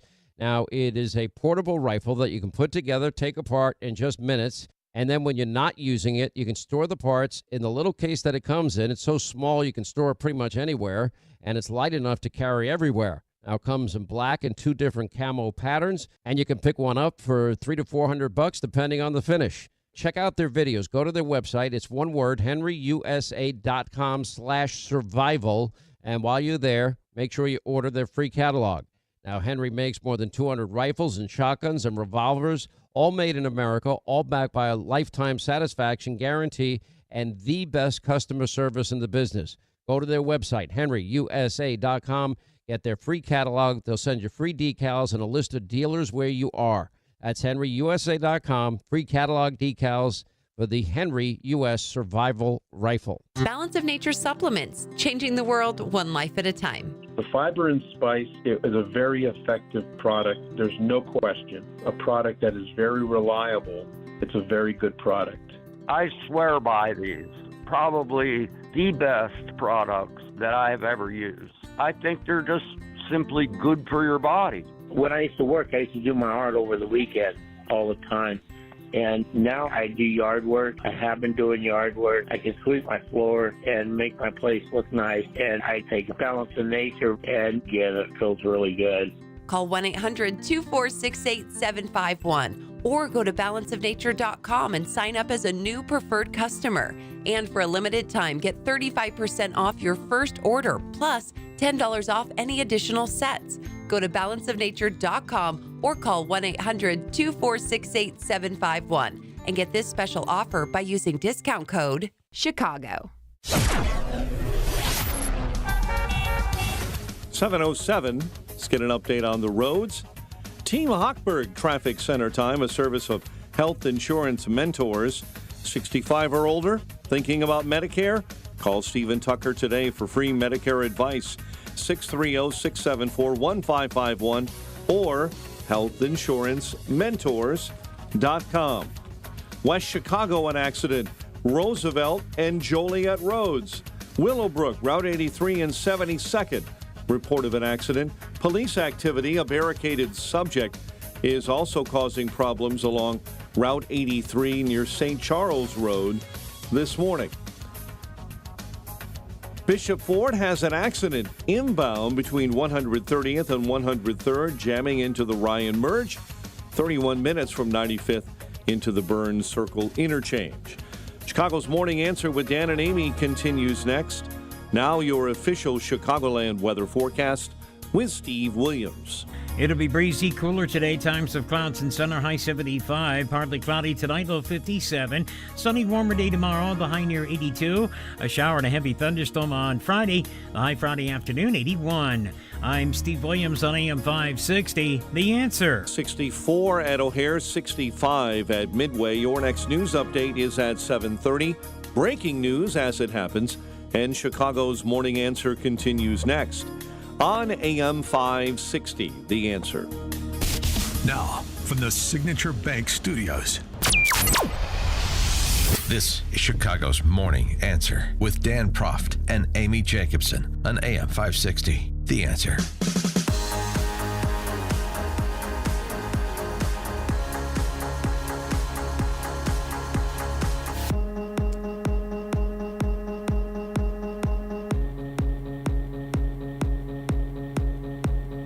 Top of the morning, Dan and Amy. Remember on Super Tuesday, the election desk over at MSNBC, where Rachel Maddow, who will soon be starring as Arthur Fonzarelli in a reboot of Happy Days, she and Jen Psaki, the former White House spokeswoman, were kibitzing over illegal immigration, sort of cackling about how its importance as an issue. You remember? I mean, if you look at some of these exit polls, I mean, I live in Virginia. Immigration was the number one issue. I mean, again, these could change in Virginia. Well, Virginia does have a border with West Virginia. Very contested area. Build a wall. Like, what? So out of touch. I mean, and elitist snobs. Here's something that's a little less humorous. An investigation by the Campbell County Sheriff's Office, this is South Central Virginia, has led to an illegal immigrant being charged with the rape of a minor. Oh, maybe that's why people are concerned about illegal immigration, or one of the many reasons, actually, is because of the violent crime that's attendant to open borders.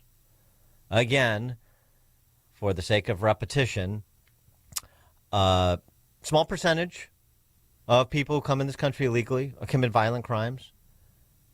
A small percentage of a big number is a big problem, as we see in big cities. And it's all preventable. And none of it's very funny, particularly for the victims and people who actually care about their neighbors, unlike Jen Psaki and the Fonz. For more on this, we're pleased to be joined, as we always are, by Mark Morgan, who's a former commissioner for the U.S. Customs and Border Protection Agency. Mark, thanks for joining us. Appreciate it. Dan and Amy, thanks for having me. Yeah, so, I mean, it's as we talk about often on the show, we could tell a story like that story out of Campbell County every single day. Some jurisdiction, something terrible like that is occurring, and it goes underreported and undealt with by Washington, D.C. And so I guess this is what it's going to be until and unless there is a personnel change in November. Look, Dan, I agree, and there's so many things you just said that I sincerely appreciate what you're saying and the way you're saying it. We don't talk about this issue with respect to the border enough. You cannot talk about crime in this country without talking about the border. They're not mutually exclusive. One drives the other. That's the fact. And let me give you a few stats to really drive home what you just said. So in the first 39, 40 months of this administration, the United States Border Patrol has apprehended over 48,000 criminal illegal aliens. To put that in perspective, that's a 99% increase from FY17 to FY20 combined. In the first 3 years of this administration, ICE has arrested 163,000 criminal illegal aliens in this country, including over 4,000 murderers and over 8,000 gang members. A couple of stats. I could keep going on. But during the same time, the first 39, 40 months of the Biden administration, Border Patrol alone, of that 48,000, to your point, every single day, 1,300 of those were sex offenders. That means they're arresting a sex offender every single day. And of that 48,000, over 170 were murderers. Dan, Amy, I could keep going on and give you more stats for the next hour. The truth is that this is not inconsequential. The truth is, not everybody coming across is bad, but not everybody is good. And to your point, when you have 9.9 million total nationwide encounters, a small percentage of those being violent criminals matters. Well, I feel like Americans took their eye off the border because of all these pro-Palestinian encampments. Do you still think it's going to be a main issue come election time? I mean, look, again, this is why I love coming on you guys' show. I couldn't agree more with you.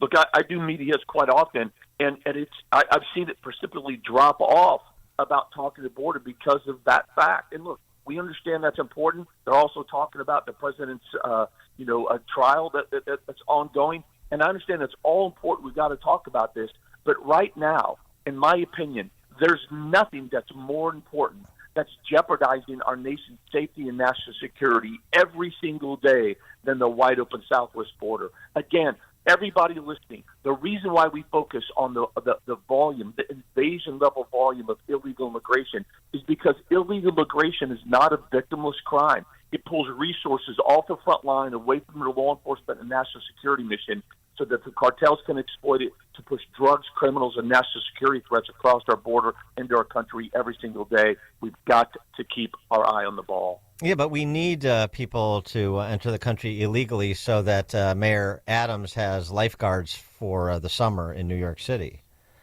right? Right. It's just like Jen Psaki, and some of these comments that are set out there just stupid. Remember, it wasn't that long ago the press secretary said, quote, well, it's not like they just literally walk across our border. I mean, really?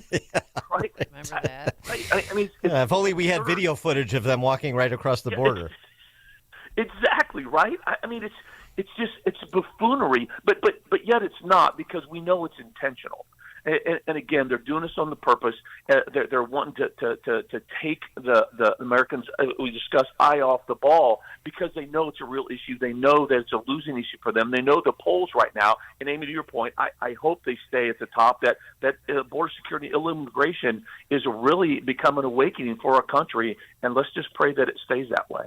Yeah, the other thing, too, is it seems to me there needs to be a recognition, like there is on so many other issues, where this idea of some middle ground with these open borders leftists is not available. There is no middle ground. Let me give you an example. The state of California, there was legislation to remove sanctuary protections for convicted pedophiles. Remove sanctuary protections just for this particular group of convicted sex offenders, child sex offenders.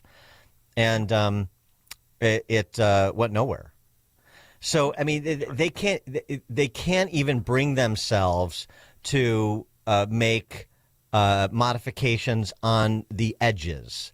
They will not concede an inch when it comes to their ideological fervor for these open border policies. And I think that needs to register too. Oh, we need to get around the same table and hash something out. I mean, ultimately, yeah, but with the element that we're talking about that dominates the Democrat Socialist Party, that is not their position. They're not looking to hash anything out. I couldn't agree more with you once again. Look, and you said something that's very important, Dan, that I've been saying for a while. This administration, I've been serving this country for almost 40 years. I've served under 6 administrations, both Republican and Democrat. But what I've never seen to this degree, look, we've always had political appointees, right? But we've never had the convergence of a political plus an ideologic convergence of this administration that's actually driving our policies. And I suggest to you that it's the ideologues that are more dangerous than the political appointees in any administration. But that's what we have right now. And to your point, it's almost, I almost feel like we're negotiating with terrorists. And once again, I'll give you a quick example right to your point. Remember, it was Speaker Johnson, Republican-led House, that promised the American people that he was going to, quote, hold the line with H.R. 2, meaning H.R. 2, remember, that's the strongest piece of border security legislation that's ever been passed. He said, I was not going to pass a foreign aid package unless H.R. 2 was attached to it. And during the midnight hour, what did he do? He caved. He rolled over, inexplicably. But that's what we do. We do not fight with respect. We don't draw lines in the sand, and as Republicans, we don't fight like we should. And now what do we see? We see Chuck Schumer taking advantage of that weakness right now as he's once again trying to push the failed Langford bill across the aisle. What do you know about especially Homeland Security, but maybe not limited in terms of your knowledge of the federal government and what's going on? Comer is now making some noise about looking into this and wanting to understand it, Chairman of the House Oversight Committee. The federal government's interactions with people entering this country illegally as it relates to things like voter registration. There's some Republicans that are expressing concerns about this and trying to put a spotlight on that. How significant of a potential problem do you think that is? So here's what I would say is we don't know. But that's precisely why we should look into it. But what we do know is we do know that illegal aliens have voted, right? We know that that's a potential issue. Now, what we don't know is the degree of which that's happening. But think about it. Just in the past 40 months, we have encountered 9.9 million illegal aliens come to this country, plus another 2 million gotaways. The latest census puts the number of illegal aliens in this country about 19 million. To suggest that there's no fraud with respect to that demographic is devoid of logic, reason, and common sense. And so as every American, I mean, voting, right, we know it's one of the most fundamental aspects of our country. To vote for the president of our country, we should be doing everything to ensure that people that should not be allowed to vote are not voting. So I applaud his efforts in investigating this just to see how widespread this is. Do you expect, I mean, I don't know what you hear from guys on the front line and stuff too, but there was reports out that Biden was about to do an about-face with respect to the legislation you just mentioned that didn't go anywhere. And he said, my hands are tied. Congress has to act. Well, he was about to, reportedly, he was going to do an about-face and issue an executive order that would trigger a border closure if you have 4,000 illegals come across in any given week.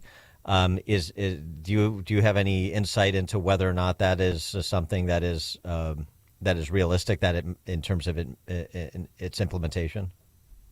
Well, so two different things there. So yes, the president right now he could enact an executive order to do just that. I mean, that's part of the frustration. That's part of the big lie. And look, I don't feel good about saying our president is lying, but that's just the facts. I'm going to call balls and strikes here. Remember, in his first few days of his administration, he enacted 94 executive orders that dismantled and destroyed the strongest border security policies and position we'd ever had in our lifetime. So he can enact executive orders today. And Dan, Amy, I'm not exaggerating. He could do it today. That would start to reduce the flow of illegal migration, allow us to more effectively secure our borders. But I can tell you, executive orders where he says 4,000 a day is the baseline, he will literally be legalizing open borders, and it will be meaningless. 4,000 a day, right? I think I said a week. One other question for you, too, because this was a story that came to us in Chicago, and I'm sure it's not limited in Chicago.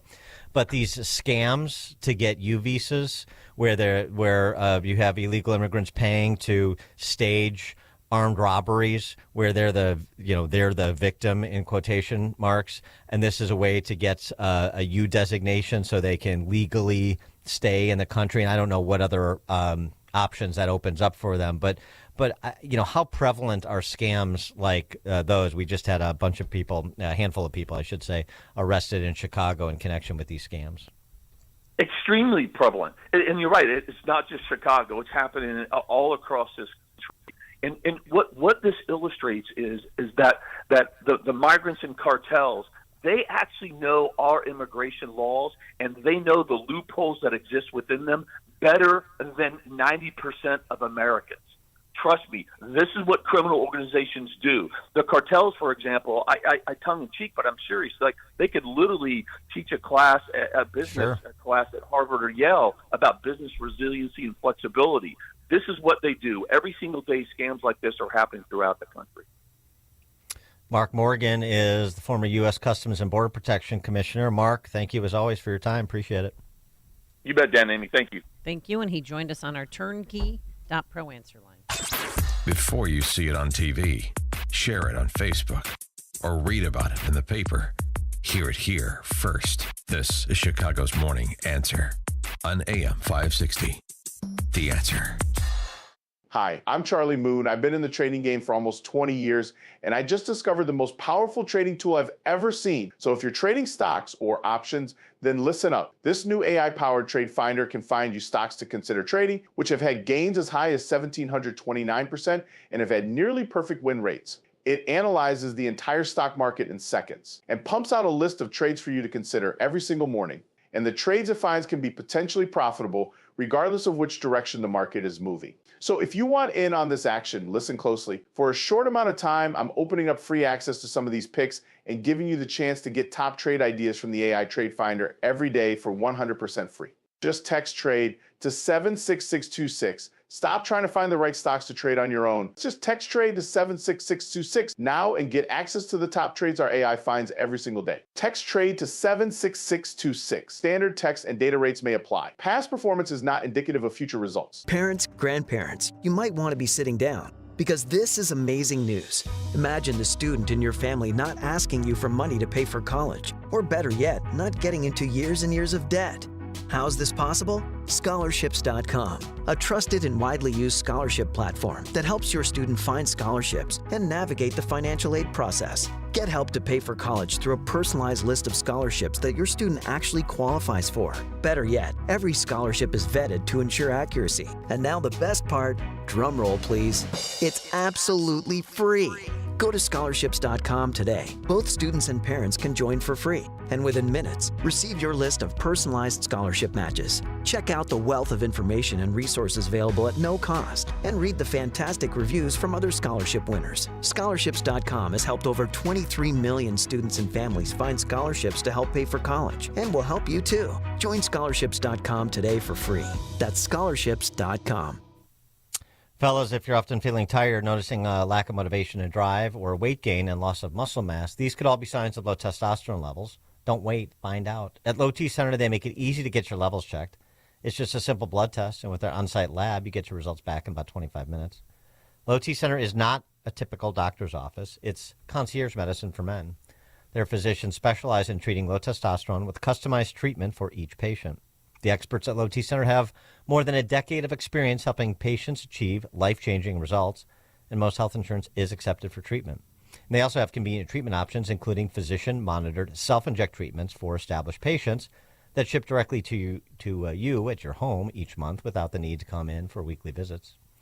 Right now at Low T Center, it's only $25 to get your T-level tested with results back in about 25 minutes. So get back to your best. Go to lowtcenter.com to book your appointment online today. That's lowtcenter.com. Low T Center, reinventing men's healthcare. Hi, everyone. If you've been injured in an accident that was not your fault, listen up. We have legal professionals standing by to answer your questions for free. Call now and find out if you have a case and how much it's potentially worth. Call 800-504-8790. I'm here with spokesman John Wolf. So, John, tell everyone listening who should call right now.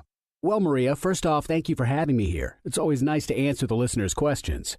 Now, as far as who should call in, anyone who's been injured in an accident and think you deserve compensation, give us a call right now. 800-504-8790. You'll find out if you have a case and how much it's potentially worth. Thanks, John. You heard it, folks. Take advantage of this opportunity and call now. 800-504-8790. Advertisement sponsored by Legal Help Center. May not be available in all states. Memorial Day weekend right here, and it's the worst time of year to be suffering from joint pain. You can't enjoy outdoors like you used to, and if you're tired of those achy joints, contact our good friends at QC Kinetics before you agree to surgery or steroids or medications. That's what tens of thousands of real-life patients around the country did, like Julie. A doctor told Julie the only way she could get relief was knee replacement surgery. Well, guess what? She went to QC Kinetics for a second opinion, which you should always do. And guess what? She did not choose surgery. Julie isn't limping around anymore either. She's riding her bike, going for hikes, enjoying this warm weather, and she tells everybody she meets about QC Kinetics. QC Kinetics is partnered with medical director Dr. Mitchell Scheinkup, a pioneer in this field with 20 years of clinical work, teaching, and publishing. Now, I'd love to talk about your success story next, so don't wait. Call QC Kinetics today. The consultation's free with Saturday appointments available. The number to call, 312-809-5955. That's 312-809-5955. Again, 312-809-5955. Balance of Nature's fruits and veggies supplements, changing the world one life at a time. It is absolutely the best product we've ever used. No question. I would take it daily. You just woke up in the morning and felt great. Well, I'm in my 90s. I was so impressed with it that I bought all my children that. I have 4 children, and they all got a shipment of it. It's a great product. Yes, I love it. Start your journey with Balance of Nature supplements. Call 1-800-246-8751 or go to balanceofnature.com and sign up as a new preferred customer. And for a limited time, get 35% off your first order, plus $10 off any additional sets with free shipping and our money-back guarantee. Go to balanceofnature.com or call 1-800-246-8751 and get this special offer by using discount code CHICAGO. AM 560, The Answer. Dan and Amy, so on the whole authorizing the use of deadly force controversy surrounding the Mar-a-Lago raid, Dan Bongino says, this is absolutely a big deal. Don't buy the bull jive otherwise. It was not a standard op. The raid was an unprecedented action with significant potential for confusion and blue-on-blue issues and conflict. It also involved competing equities between federal agencies, FBI and Secret Service, with equal statutory claims to interrupt the other's activities. Anyone telling you otherwise is either dumb or playing dumb. I've done more deconfliction with Russians in a foreign op I did for Secret Service than the FBI did in their search warrant at Mar-a-Lago. Yeah. He goes on to say, go serve a search warrant at the White House in the cocaine case while filling out your quote-unquote standard paperwork and see how that works out for you. Wake up. Yeah, okay, Dan Bongino. But that is not dispositive of the issue. I'm sorry. I need more detail. And so if I was, don't take my line as standard issue. I don't hold myself out as law enforcement or an expert in this area. And don't take Dan Bongino's either, because that prompts another question, which is, okay, but in the paperwork that was revealed in those court filings on Tuesday, there was a reference to liaisoning between FBI and Secret Service, though. So there's a recognition that you have competing equities, to use the professional jargon. And so one assumes that FBI and Secret Service communicated about what was going to transpire, such that there wasn't a potential blue-on-blue issue or conflict. I don't know that, but obviously there's no report of a conflict occurring during the raid. So one assumes there was communication to avoid such conflict or potential conflict. And if there wasn't, then that's an issue. But Dan Bongino is not making any representations as to knowledge about whether that happened, and I'm just raising the issue.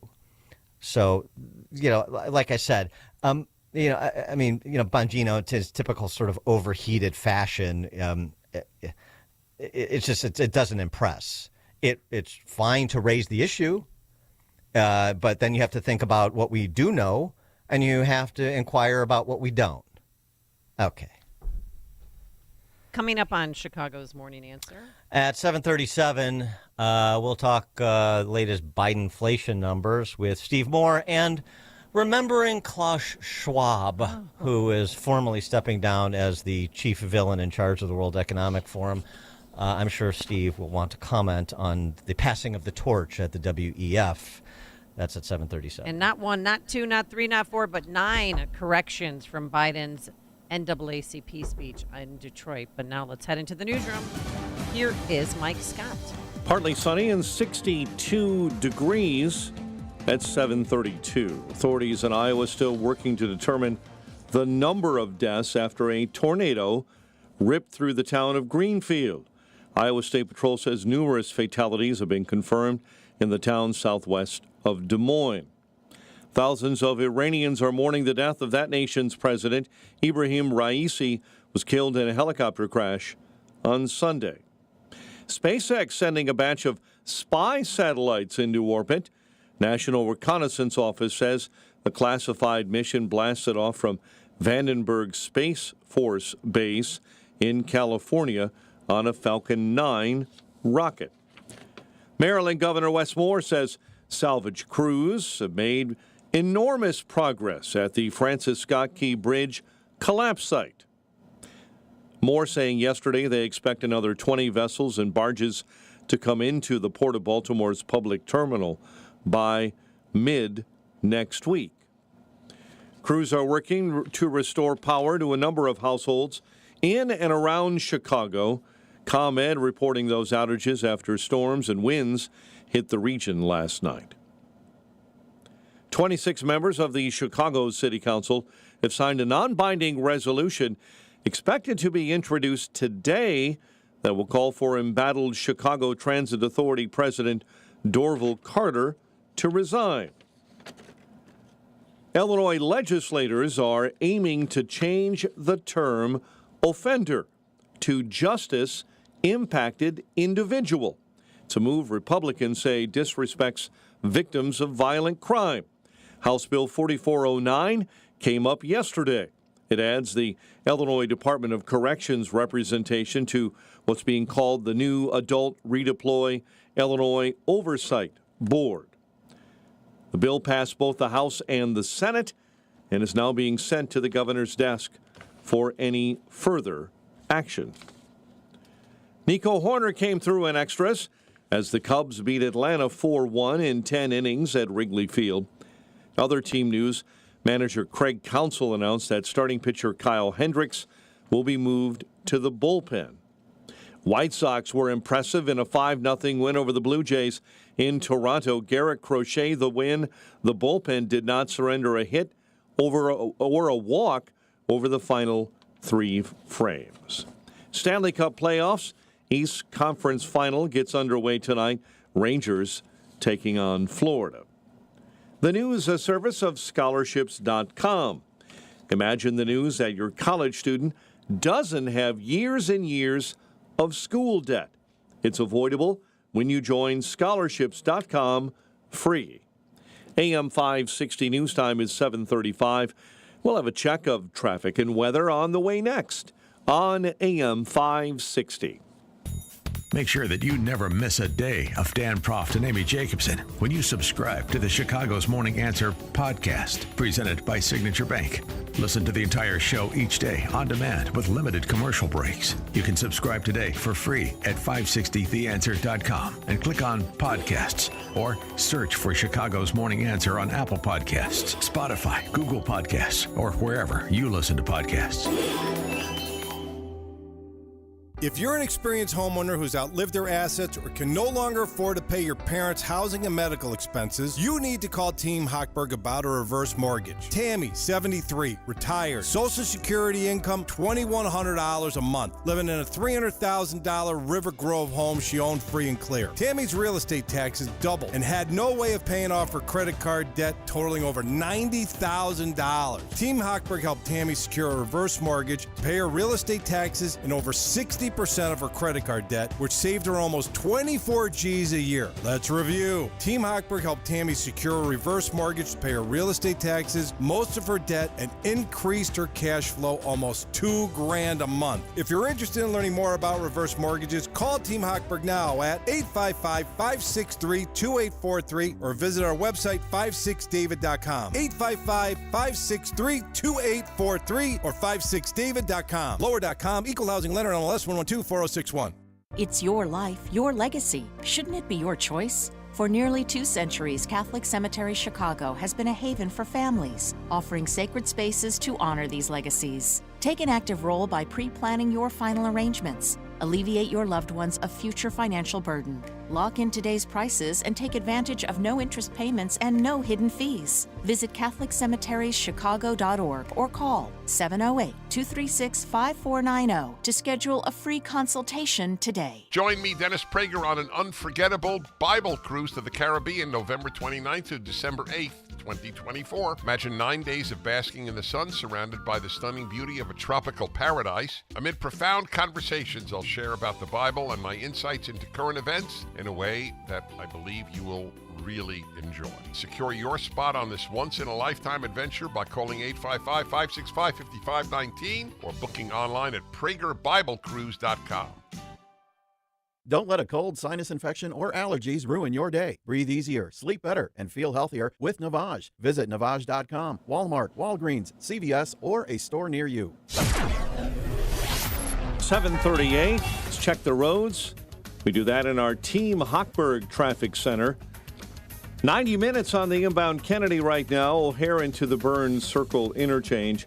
Delays on the Eisenhower. Solid inbound between 25th and Sacramento. Stevenson disabled vehicle blocking a right-hand lane. It's inbound just after Harlem Avenue.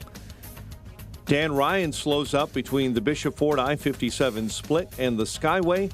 37 minutes in, 95th into the Circle. Jane Addams accident, 3 left lanes blocked. It's on the eastbound side between Route 31 and Beverly Road. 8094, an accident. Eastbound, it's on the off-ramp to Torrance. Chicago's Morning Answer with Dan and Amy continues next. AM 560 Weather Center forecast. Breezy and cooler with times of clouds and sun, a high of 75 today. partly cloudy, and 57 overnight. 63 right now. Your next news update is at 8. Chicago's Morning Answer continues next on AM 560, The Answer. Now, from the Signature Bank Studios. If you're looking for the latest news, insight into what it means, and the sharpest opinion, there's only one station in Chicago where you can turn, and it's this one. We're AM 560, The Answer.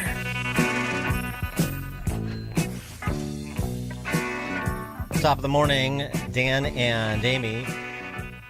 The head of Chaos, or the World Economic Forum, whichever you prefer. She really is like a get smart villain. Doesn't even qualify as a Bond villain. Klaus Schwab, I'm talking about, announced officially he is turning over the reins to the Norwegian dude who's basically been running the day-to-day operations anyway. The 86-year-old Schwab will step down as the head of the World Economic Forum, you know, where the enlightened class jets off to a conference in Davos and talk about putting us all in 15-minute cities where you will own no property and be happy and, eat the bugs. Every meal you make, every bite you take, every single lunch with a crispy crunch, you will eat the bugs. Yeah, also a pop artist, Klaus Schwab. Because saving the planet from the human beings is a big objective of the World Economic Forum. Here's another instant classic from Klaus Schwab. So he's maybe stepping down just in time, since we're scheduled to have an election in November that will soon not be necessary. Klaus Schwab in Davos, chatting about the end of elections with a real Bond villain, Sergey Brin, Google. The technology now is, and digital technologies mainly have an analytical power. Now we go into a predictive power, and we have seen the first examples, and your company very much involved into it. But then the next step could be to go into a prescriptive mode, which means you do not even have to have elections anymore, because you can already predict, and afterwards you can say, why do we need elections? Because we know what the result will be. Yeah. I mean, honest to God. And he's stepping down, but guess what? He's going to move into a role as chairman of the board of trustees. Yeah, he's whatever. 86. Emeritus. Dr. Robert Malone had a good piece on Schwab. It was kind of interesting, and the handing over of the reins. That this Norwegian dude who's been running the day-to-day that I mentioned, that he maybe will lower the profile on the WEF. Don't make it such an easy target for criticism. Why do we even need it? Well, we don't, but that's not the point. It's not just we need it; it's they want it, because it's a gathering of globalists who want to dominate human existence, and frankly, eliminate the existence of a lot of humans too while they're at it. So the Malone's perspective was maybe that Davos, that man in Davos deal, will be quieted down. They'll start to work on influencing sort of second-tier countries in terms of political and economic might, because they've already done such a good job of infiltrating the halls of power in the dominant countries, including our own, with this mentality and ambassadors of this mentality that I just described, the central planning set, and the John Kerrys of the world, good example of this. And so they're going to go, sort of work next level and be more subterranean. It's kind of interesting because this is a small group of people that are, moths to the flame of political power, And they do need to be monitored. I actually like the Davos conference just for that reason, just because we can get public interviews of these people and hear what they really think to a large extent. And you can get clips of Klaus Schwab and Sergey talking about the elimination of elections. That's sort of useful to know that this sort of activity is afoot. You know what I mean? For more on this and other matters economic, we're pleased to be joined by Steve Moore, author of Govzilla. Steve, thanks for joining us. Commentary on the passing of the torch at the WEF? Good morning, guys. I mean, look, I'm just very surprised by your selfishness. Yeah. Yes, of course. I mean, it sounds to me like you're one of these people who does not want to give up your air conditioner. It sounds like you're not going to give up your SUV. It sounds like you want to destroy the planet. Don't you care? I mean, come on. Now, I have to say, I'm going to make a confession. I'm kind of one of those moths to the flame of power, too. I want to be like Dr. Evil. I want to make all the decisions. But these people are serious as a heart attack. They really are. I mean, they really do believe, the solution to climate change is to take away everyone's air conditioner. And by the way, does that make any sense? If they're right and the climate and the planet is really warming, then wouldn't we need more air conditioning, not less? I mean, I don't understand the logic of some of this stuff, but they do. Remember, we did that study of elites' opinion. We talked about this about 3 months ago on your show. Elites in the United States, those are people who graduated from the Ivy League schools, and yes, Northwestern and schools like that, people with advanced degrees, people who live in cities. They believe that the average person should not be able to make those decisions. We need really, really smart people who went to Ivy League schools to make decisions for them. There's no question, which is why, as I say, I mean, you got to pay attention to, what they're up to, because they've infiltrated the halls of power, and we see this playing out in terms of real policy. I mean, just another one. We talked about climate change, but this just out this morning. Biden just canceled another $7 billion in student loans. It will affect around 160,000 people with an average debt of $35,000. The recipients of this debt relief, it's actually socialization of their debt to the people who didn't incur it. Public service workers like teachers, nurses, and law enforcement officials. So who could be against that, Steve? Yeah. So, I mean, look, this is basically passing out money before an election. Unfortunately, you guys in Illinois aren't going to get a lot of this gravy, because it's all going to Wisconsin, it's going to Michigan, it's going to Pennsylvania and Arizona. Gee, I wonder why he wants to pass out money in these states. I mean, talk about trying to buy votes. This now brings the total, by the way, to $150 billion of your money to pay for other people's student loans. It is, I've never heard any logical explanation of why taxpayers, I mean, Amy, is there any logical explanation for why someone who's a deadbeat and doesn't pay their student loan should have to? We all paid our student loans. That taught us responsibility and money management and how to balance a budget and how to be an adult. Now you have to pay twice. You have to pay your own student loan and somebody else's student loan. And, I used the term deadbeat on Fox News the other day. Oh, my God, the left went completely nuts. Oh, these aren't deadbeats. I thought the definition of a deadbeat is somebody who doesn't pay their loan. Right. Yeah. And oh, by the way, I guess the Supreme Court's decision from, I guess was it 22 now? 2 years ago already? I guess that Supreme Court decision ruling that Biden didn't have the authority to do it, I guess that doesn't matter. So, wait, it's worse than that. I mean, I want people to understand this because, the last time I checked, Dan and Amy, we have 3 branches of government. Maybe I got that wrong. I know the left thinks we have 4 branches because they have the regulatory state. But so you have now a policy that Joe Biden has put in place where it's a spending program, right, when you're spending money to forgive people's loans. So, Dan and Amy, where does the spending power in the Constitution rest? The power of the purse, I believe, is in the House and Congress generally. Yeah, right. The House and the Senate. I believe. You got it. You had civics course. Okay, now here's the second question.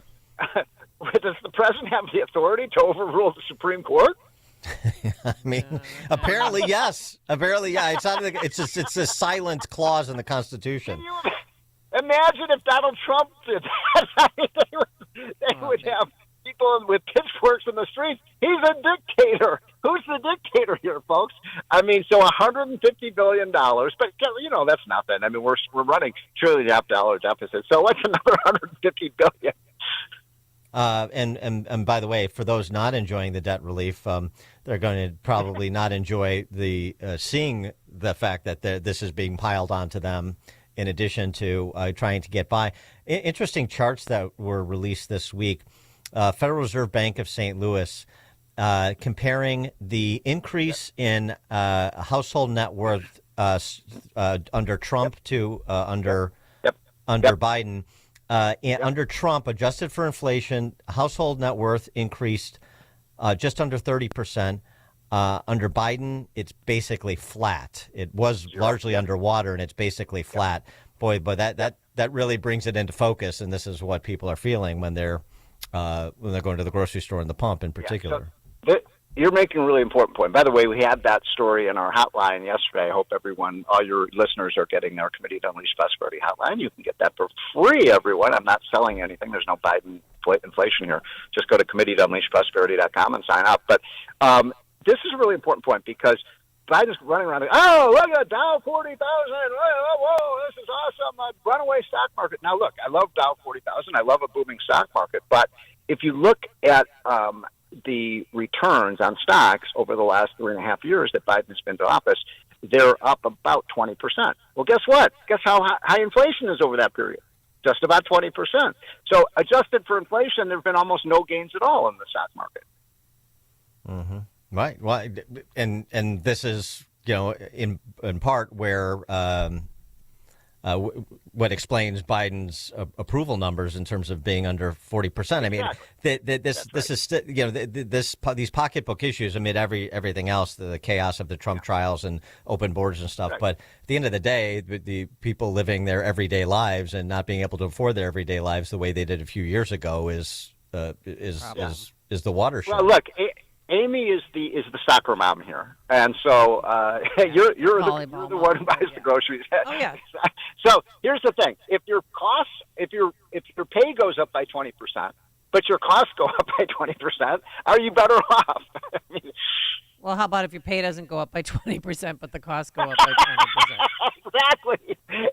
That's if you get a 20% raise. And by the way, the things that you have to buy, Amy, you have to pay your rent, you have to pay your mortgage, you have to pay your utility bill, you have to pay your groceries, you have to buy gas. Those are not up 20%. Those are up like 30%. And then Biden's going to release 1 million barrels of oil from the reserve to ease gas prices as a way to buy what? More votes, of course. right? Of course. And by the way, we're running. Did you know that we now have the lowest amount of oil in the Strategic Petroleum Reserve since it was created in the 70s? Pretty soon, there's not going to be one drop of oil left in there. Steve Moore, Govzilla author, economist. Steve, thanks as always for joining us. Appreciate it. Okay, good. Have a great week. Take care. You too, and he joined us on our turnkey.pro answer line. Connect with Dan and Amy on the AM 560 The Answer mobile app. Just text the word app to 64636 to download the app today. Wesley Financial Group is not a law firm. Everyone knows the old saying, nothing lasts forever. Well, whoever said that obviously never bought a timeshare. Not only do your maintenance fees and assessment fees go on forever, they go up forever. I'm Chuck McDowell, founder of Wesley Financial Group. Over 10 years ago, I was a timeshare salesman. But once I saw the dark side of the business, I quit. I started helping folks get out of their timeshares. Since then, we've helped over 30,000 families by getting them out of bad timeshares. If your timeshare agreement goes on forever, if you were told timeshares are a great investment, or your maintenance fees will never go up, you have questions, we have the answers. Give us a call. I guarantee if we take you as a client, we'll get you out of your timeshare or you'll pay nothing.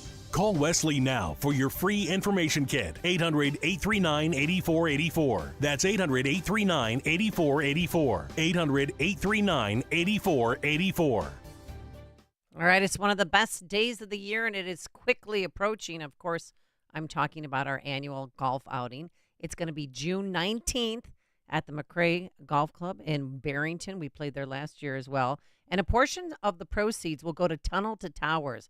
Now, you listeners know this organization and the great work they do.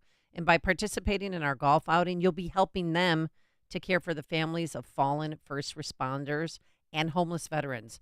Business owners, listen up. If you purchase a foursome, you'll have a great day of golf. You'll help Tunnel to Towers, and you can help your own business. We will give you 25 one-minute commercials that will air right here Monday through Friday. That's part of the cost of the golf outing. And if you've ever considered advertising on radio, this is a great way to try it out before making a long-term commitment. Great networking opportunity as well. We'll have 200 attendees, business owners, decision makers, influencers who are like-minded and want to support Tunnel to Towers and AM 560. We have availability in the morning, the 7:30 a.m. shotgun start, and in the afternoon, 1 p.m. shotgun. We're starting earlier this year, which is good. There'll be a buffet lunch for the morning golfers, along with a boxed breakfast, buffet dinner for the afternoon golfers, as well as prizes, a silent auction. It is a win-win. It is the best day ever. So reserve your foursome or twosome now. Go to 560theanswer.com/golf. That's 560theanswer.com/golf. Thanks again for your generosity in advance, and we will see you June 19th at the McRae Golf Club. Spring cleaning is here. Time to brighten up those dirty rugs and carpeting. Dogs, cats, food, drinks. They can really make a mess. Look down. Are you happy how your carpets and rugs look? Let Executive Green Carpet Cleaning show you how clean really looks. Executive Green Carpet Cleaning. They're local, family-owned, and take pride in customer satisfaction, positive reviews, referrals, and working with AM 560 listeners. Right now, if you mention AM 560, you'll receive 15% off all cleaning services. Hi, this is Kelly from Executive Green Carpet Cleaning. As a proud supporter of AM 560, allow my family the invitation into your home or business to show you what clean really looks like. Carpets, area rugs, upholstery, tile and grout, and wood floor cleaning. We do it all. Call or text Kelly today to schedule a free quote. 630-990-8600. Mention AM 560 to receive 15% off. Call or text 630-990-8600 or schedule online at executivegreencarpetcleaning.com. executivegreencarpetcleaning.com. Balance of Nature's fruits and veggies supplements, changing the world one life at a time. It is absolutely the best product we've ever used. No question. I would take it daily. You just woke up in the morning and felt great.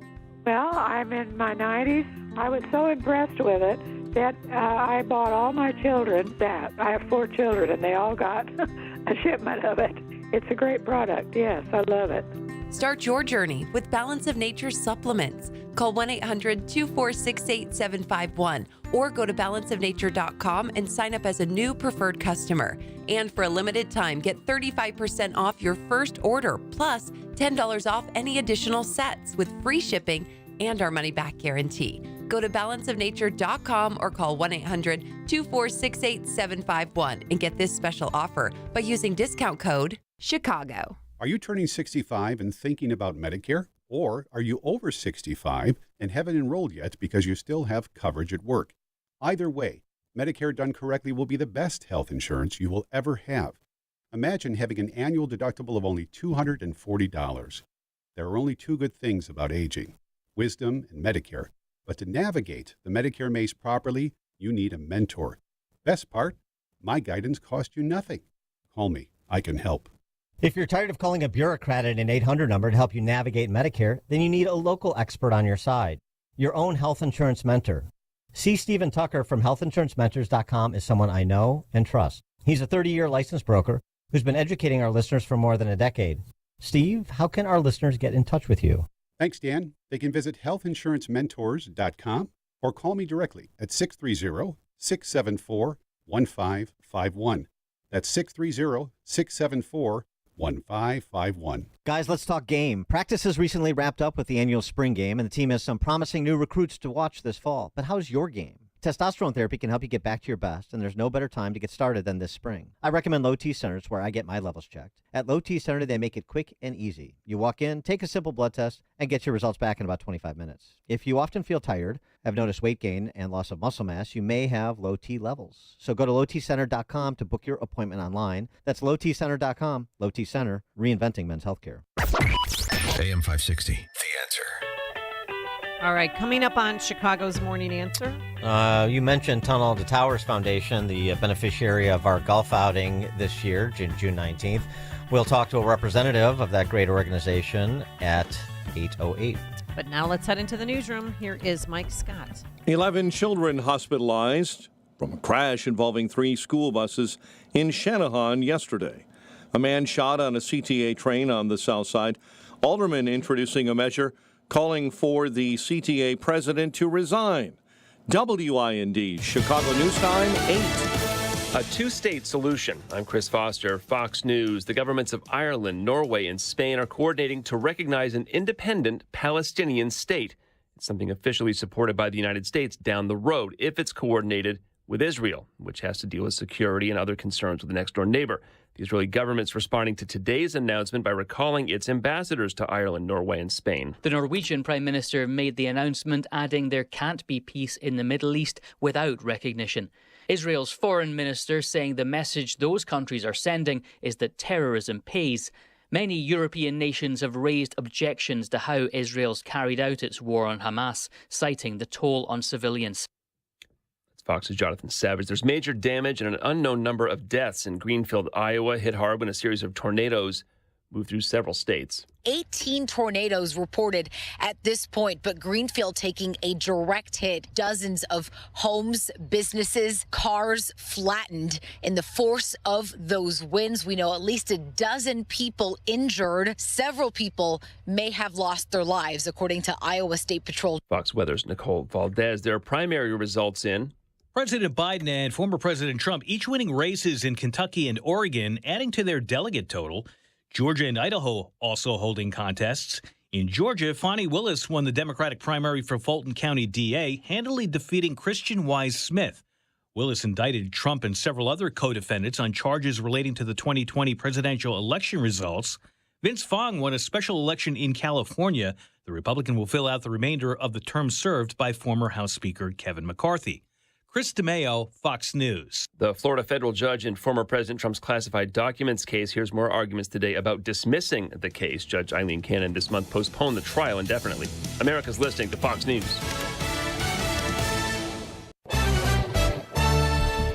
62 degrees at 8:02 on AM 560. The Answer. Good morning. I'm Mike Scott. Topping our news this morning, crews are working to restore power after damaging high winds blew through the Chicago area. Dozens of trees and limbs are down, and power outages remain. 26 members of the Chicago City Council have all signed a non-binding resolution, the measure blasting Dorval Carter for inadequate service, reliability, hiring, security, and ridership on the CTA.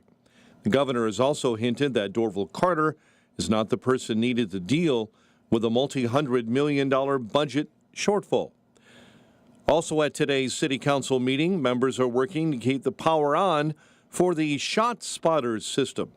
Alderman Chris Taliaferro joining several others in backing a proposal to keep the Shot Spotters system that Mayor Johnson promised to shut down during his campaign for mayor. Bond denied for a West Chicago man accused of selling cocaine to undercover police officers. Jeremy Soto faces multiple drug charges. Soto sold cocaine, according to prosecutors, to undercover officers earlier this month while in a vehicle in downtown Naperville. Nico Horner came through in the clutch in extras. His Cubs beat the Atlanta Braves 4-3 in 10 innings at Wrigley Field. White Sox put together an impressive pitching performance in a 5-0 win over the Blue Jays in Toronto. Garrett Crochet throwing zeros in the win, and the bullpen didn't surrender a hit or a walk over the final 3 frames. The news, a service of Del Bacchio Marchetti Group of At Properties, Christie's International Real Estate. With over $800 million in sales, you'll get the most value for your home. Call 708-828-0000. AM 560 News Time is 8:03. Time for the AM 560 Business Beat, a service of Signature Bank. Visit signaturebank.bank for all your commercial banking needs. Now the latest from the Fox Business Network. I'm Liz Clayman, and this is the Fox Business Report. Target shares are slumping after disappointing earnings, even though the retailer sees signs of business improving in coming months. Target's comparable sales were down 3.7% in the quarter. Shoppers pulled back on buying home goods, furniture, apparel, and food. Nvidia shares are losing ground. It reports earnings after the Wall Street close. Citigroup is being fined $78 million in the United Kingdom for a trading error 2 years ago that resulted in $1.4 billion worth of investments being sold in error.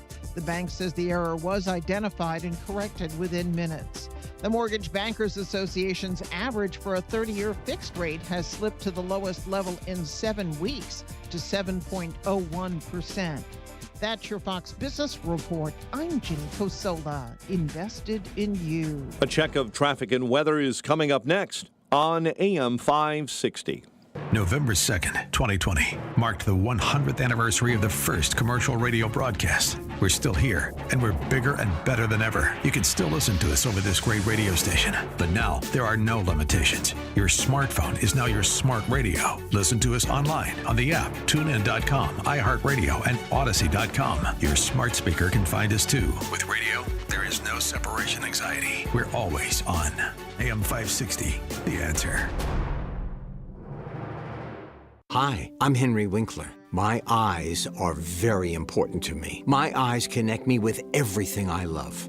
I loved my late father-in-law dearly. He always lit up a room, but his vision dimmed with age. He had age-related macular degeneration, or AMD. And since partnering with Apellis, I've learned there's an advanced form of dry AMD called geographic atrophy, or GA. His struggle with vision loss made me want to help others know about GA's warning signs. For some, colors appear dull or washed out. For others, hazy or blurred vision make it hard to see details, like fine print on price tags. Many have trouble seeing in the dark, making driving at night difficult. GA gets worse over time and cannot be reversed.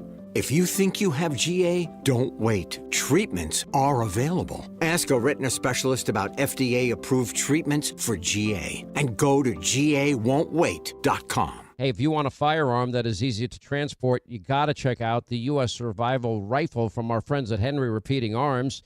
Now, it is a portable rifle that you can put together, take apart in just minutes. And then when you're not using it, you can store the parts in the little case that it comes in. It's so small you can store it pretty much anywhere, and it's light enough to carry everywhere. Now, it comes in black and 2 different camo patterns, and you can pick one up for $300 to $400 depending on the finish. Check out their videos. Go to their website. It's one word, henryusa.com/survival. And while you're there, make sure you order their free catalog. Now, Henry makes more than 200 rifles and shotguns and revolvers, all made in America, all backed by a lifetime satisfaction guarantee and the best customer service in the business. Go to their website, henryusa.com. Get their free catalog. They'll send you free decals and a list of dealers where you are. That's henryusa.com. Free catalog decals for the Henry U.S. Survival Rifle. 8:08. Let's get an update on the roads. Team Hochberg Traffic Center time. Hanover Park, an accident Lake, and the 390 toll road causing delays this morning. Grays Lake traffic signals are right now flashing red at Belvedere and Mill Road. Elmhurst, watch out near Route 83 in St. Charles. Police are working there with a barricaded subject. It's been in place for quite a while. It's causing some traffic delays. I-80 stop-and-go traffic as you roll on the eastbound side near Center. Veterans Toll Road, northbound jamming at 135th.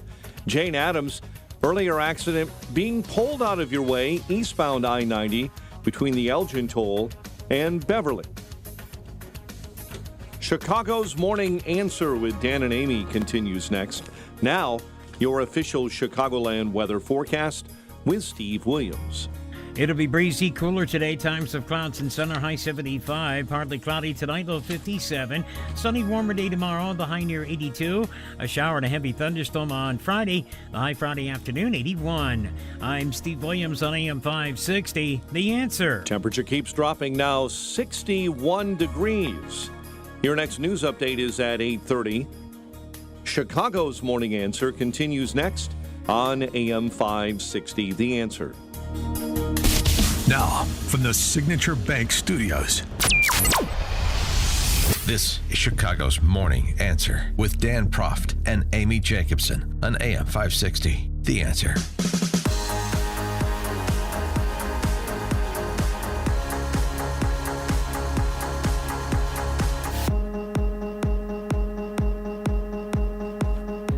Top of the morning, Dan and Amy. President Biden was recently referencing one of his legislative accomplishments. This one actually is pretty good, which is the, well, I'll let him describe it. After I signed the PACT Act into law, I handed the pen that I signed it with as addition the most responsible. Yeah, the PACT-A-Lac. The PACT-A-Lac, but the PACT-A-Lac-A-Lac. Yeah, I think it was. I think he was channeling the Aflac duck there. He's actually referring to the PACT Act. Oh. PACT Act. Well, that speech he gave that was on the teleprompter, by the way, the White House had to make 9 corrections. He called the NAACP the NAA. I mean, can you imagine if Trump did that? What kind of outrage there'd been? The PACT Act, but that actually is to increase funding for veterans who are exposed to toxic substance during military services, which is appropriate if that was needed to provide proper care for our veterans. You know, it's just, well, anyway, you know.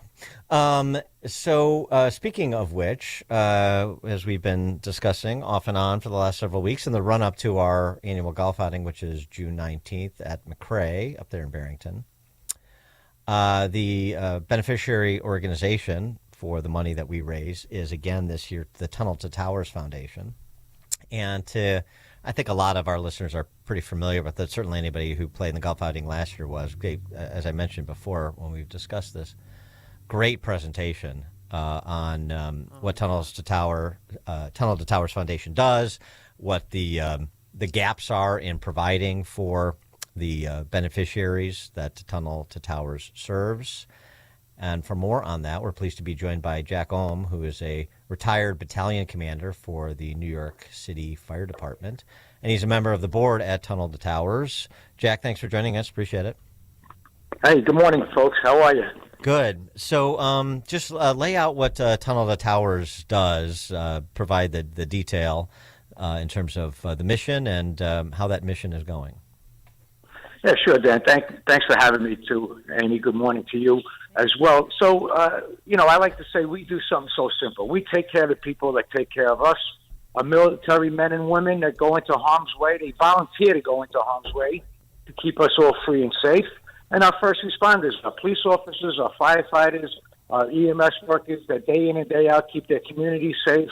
And we take care of them. If they die in the line of duty, the Tunnel to Towers Foundation will be there to pay off their mortgages for their families. If they get catastrophically injured in the service of the country or their communities, we're going to build them a smart home so they can live an independent life with their catastrophic injuries. Tell us about the history of Tunnel to Towers. How did it begin? How long has it been around? Sure. So we're a 9/11 organization started by the Silla family in honor and to remember Stephen Silla, their brother that was an off-duty New York City firefighter that morning of 9/11, that ran through the Battery Tunnel with 60 pounds of firefighting gear on his back up West Street, and he joined in the rescue effort at the World Trade Center site that morning. Unfortunately, Stephen died along with 342 other New York City firefighters. Stephen was only 34 years old, married to a beautiful wife, Sally, and a father of 5 small kids. So his 3 brothers and his 3 sisters started this foundation so we would honor and remember those 2,977 Americans that were murdered that morning of 9/11. And we've been doing good things since for the last almost 23 years now. Yeah, I mean, it is great to remember that and remember of the nearly 3,000 people that were murdered, how many of them were first responders, fire, police, EMTs, as you said.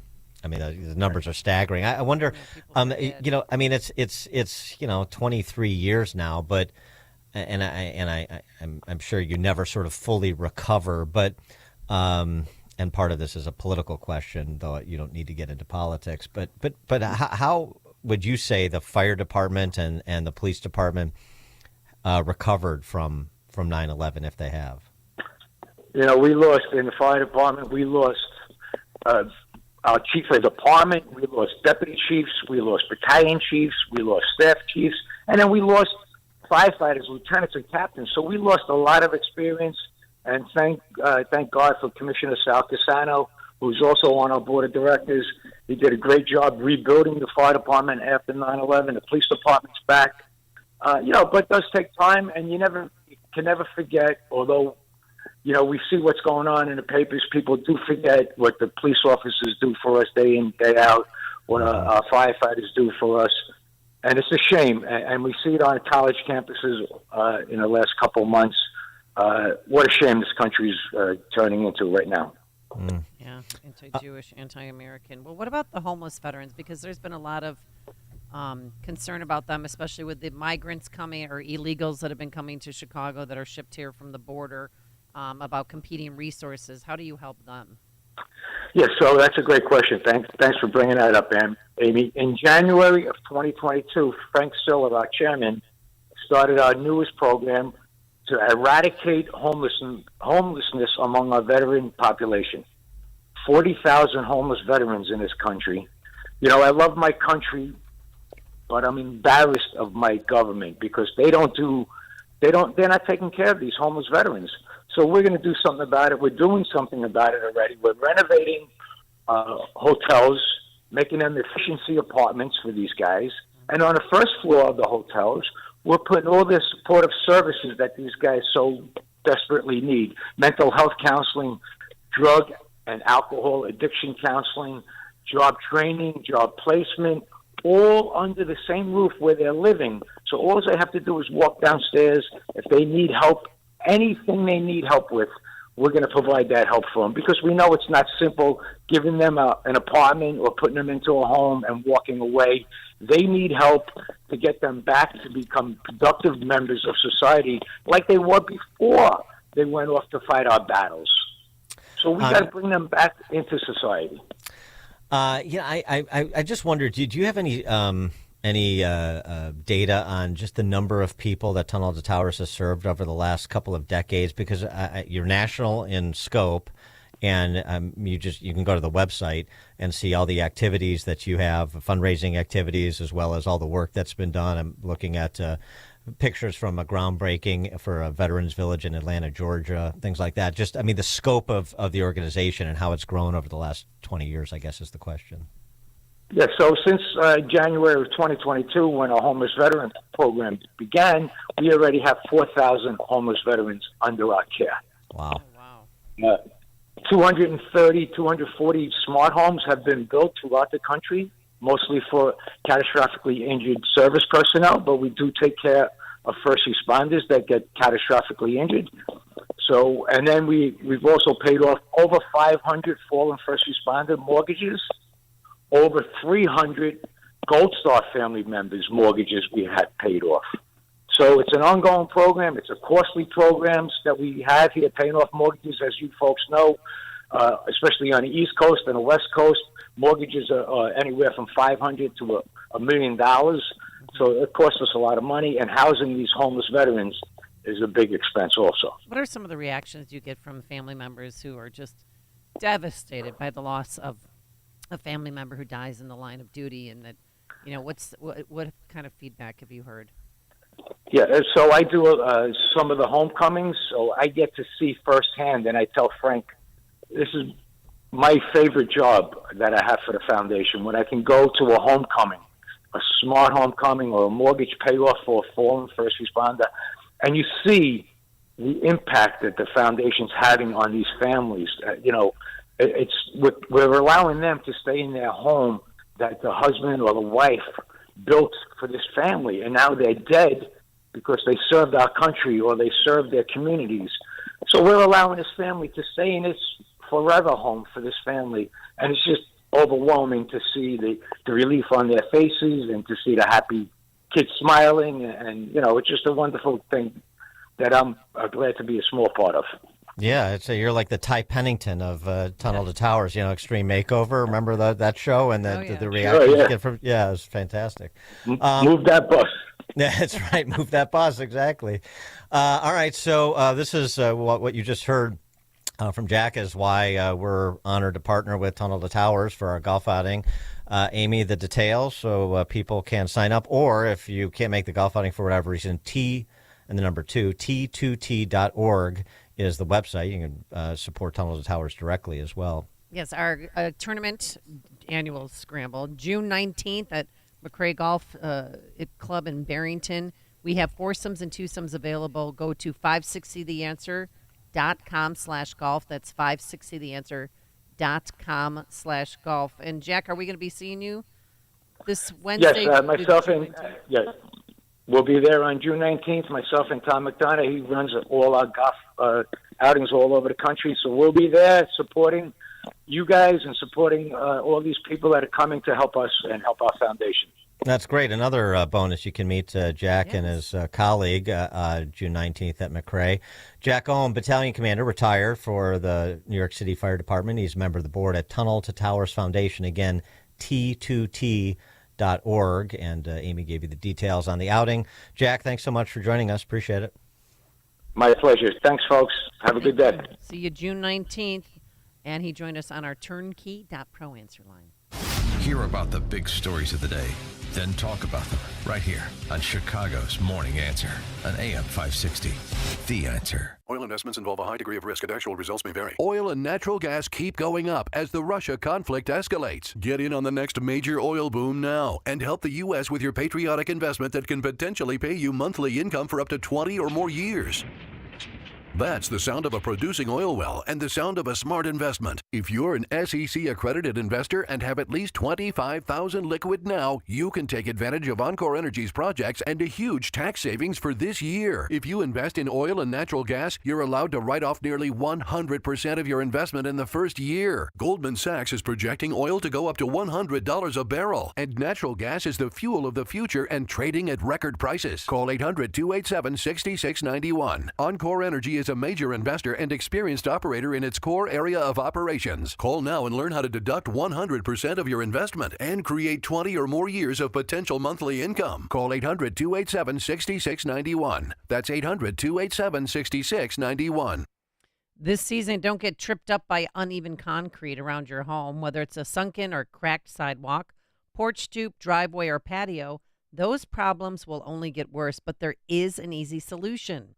Call Permaseal today, 800-421-SEAL, 800-421-7325, and ask for a free inspection. Their poly-level service can raise and level that sunken concrete quickly and effectively, putting an end to eyesores and dangerous trip hazards. So don't live with a potentially dangerous situation. Call Permaseal today for that free inspection, and they have financing programs that allow you to have the work done now, and you can pay for it in 18 months without interest. Permaseal has been a trusted name for over 40 years and has an A-plus rating with the BBB. So don't be scared of replacing your sunken or broken concrete. Raise it. 800-421-SEAL or visit permaseal.net. One of the most important decisions you can make as a parent is where you send your kids to school. But these days, it's never been harder to know which school is best. Public schools have changed a lot, and you might be thinking about sending your child to a private Christian school. But you also know that private school can be expensive, and in this economy, you might think it's not an option. Well, think again. With HalfPriceSchools.com, you can purchase tuition vouchers for half the price of normal tuition for private schools. For nearly 10 years, HalfPriceSchools.com has helped families from all over Chicagoland make the dream of private school a reality. And that can be the reality for you and your child, too. Just go to HalfPriceSchools.com, search for a private Christian school near you, and purchase a voucher. It's that easy. Visit HalfPriceSchools.com. That's HalfPriceSchools.com.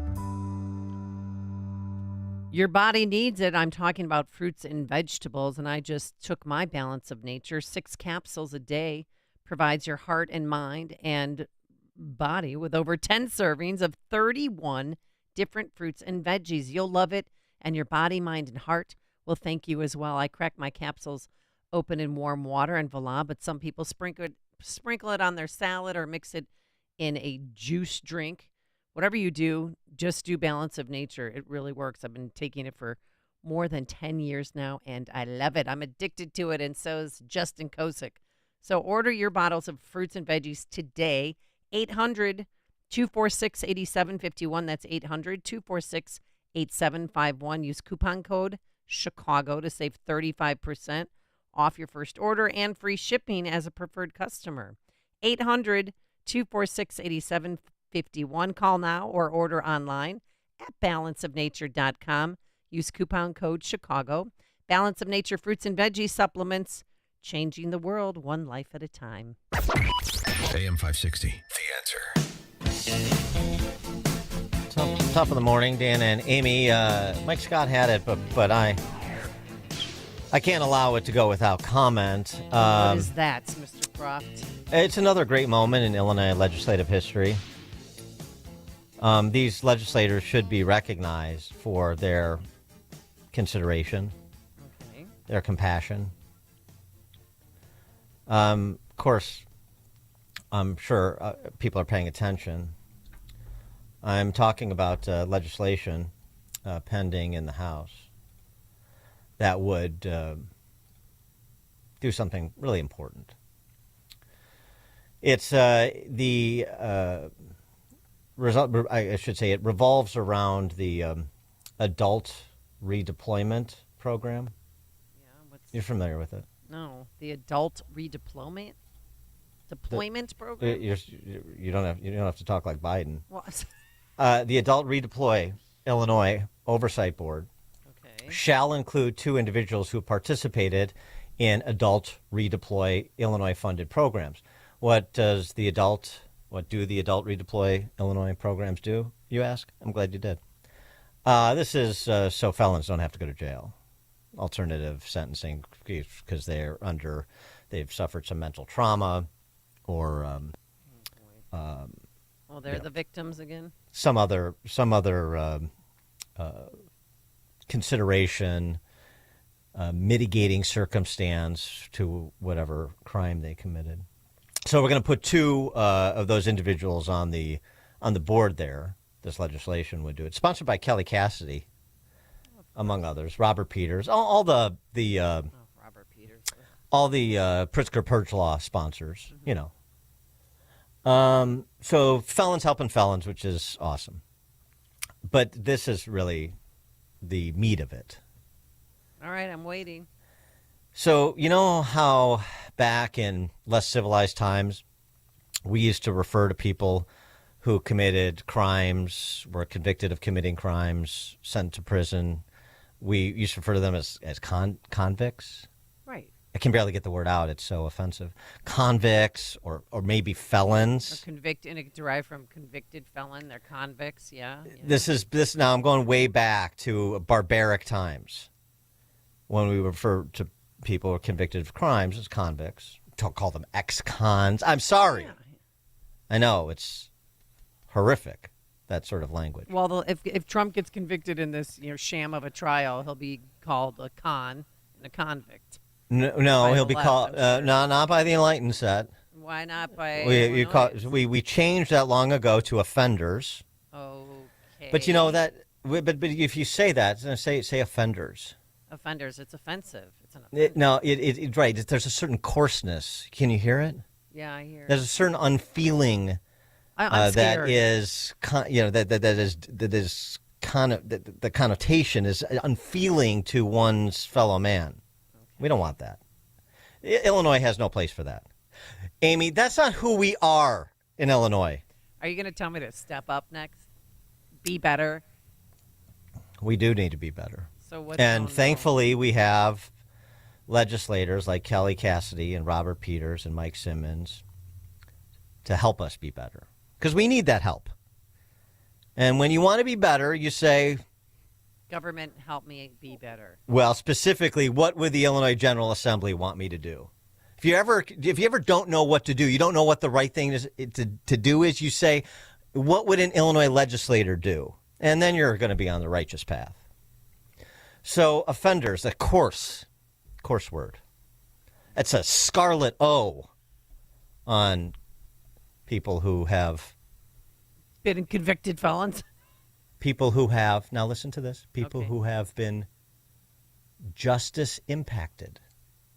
Justice impacted? Justice impacted. Doesn't that sound better? Justice impacted individuals. That's the term. Justice impacted. Positively, negatively, just impacted. We don't make judgments.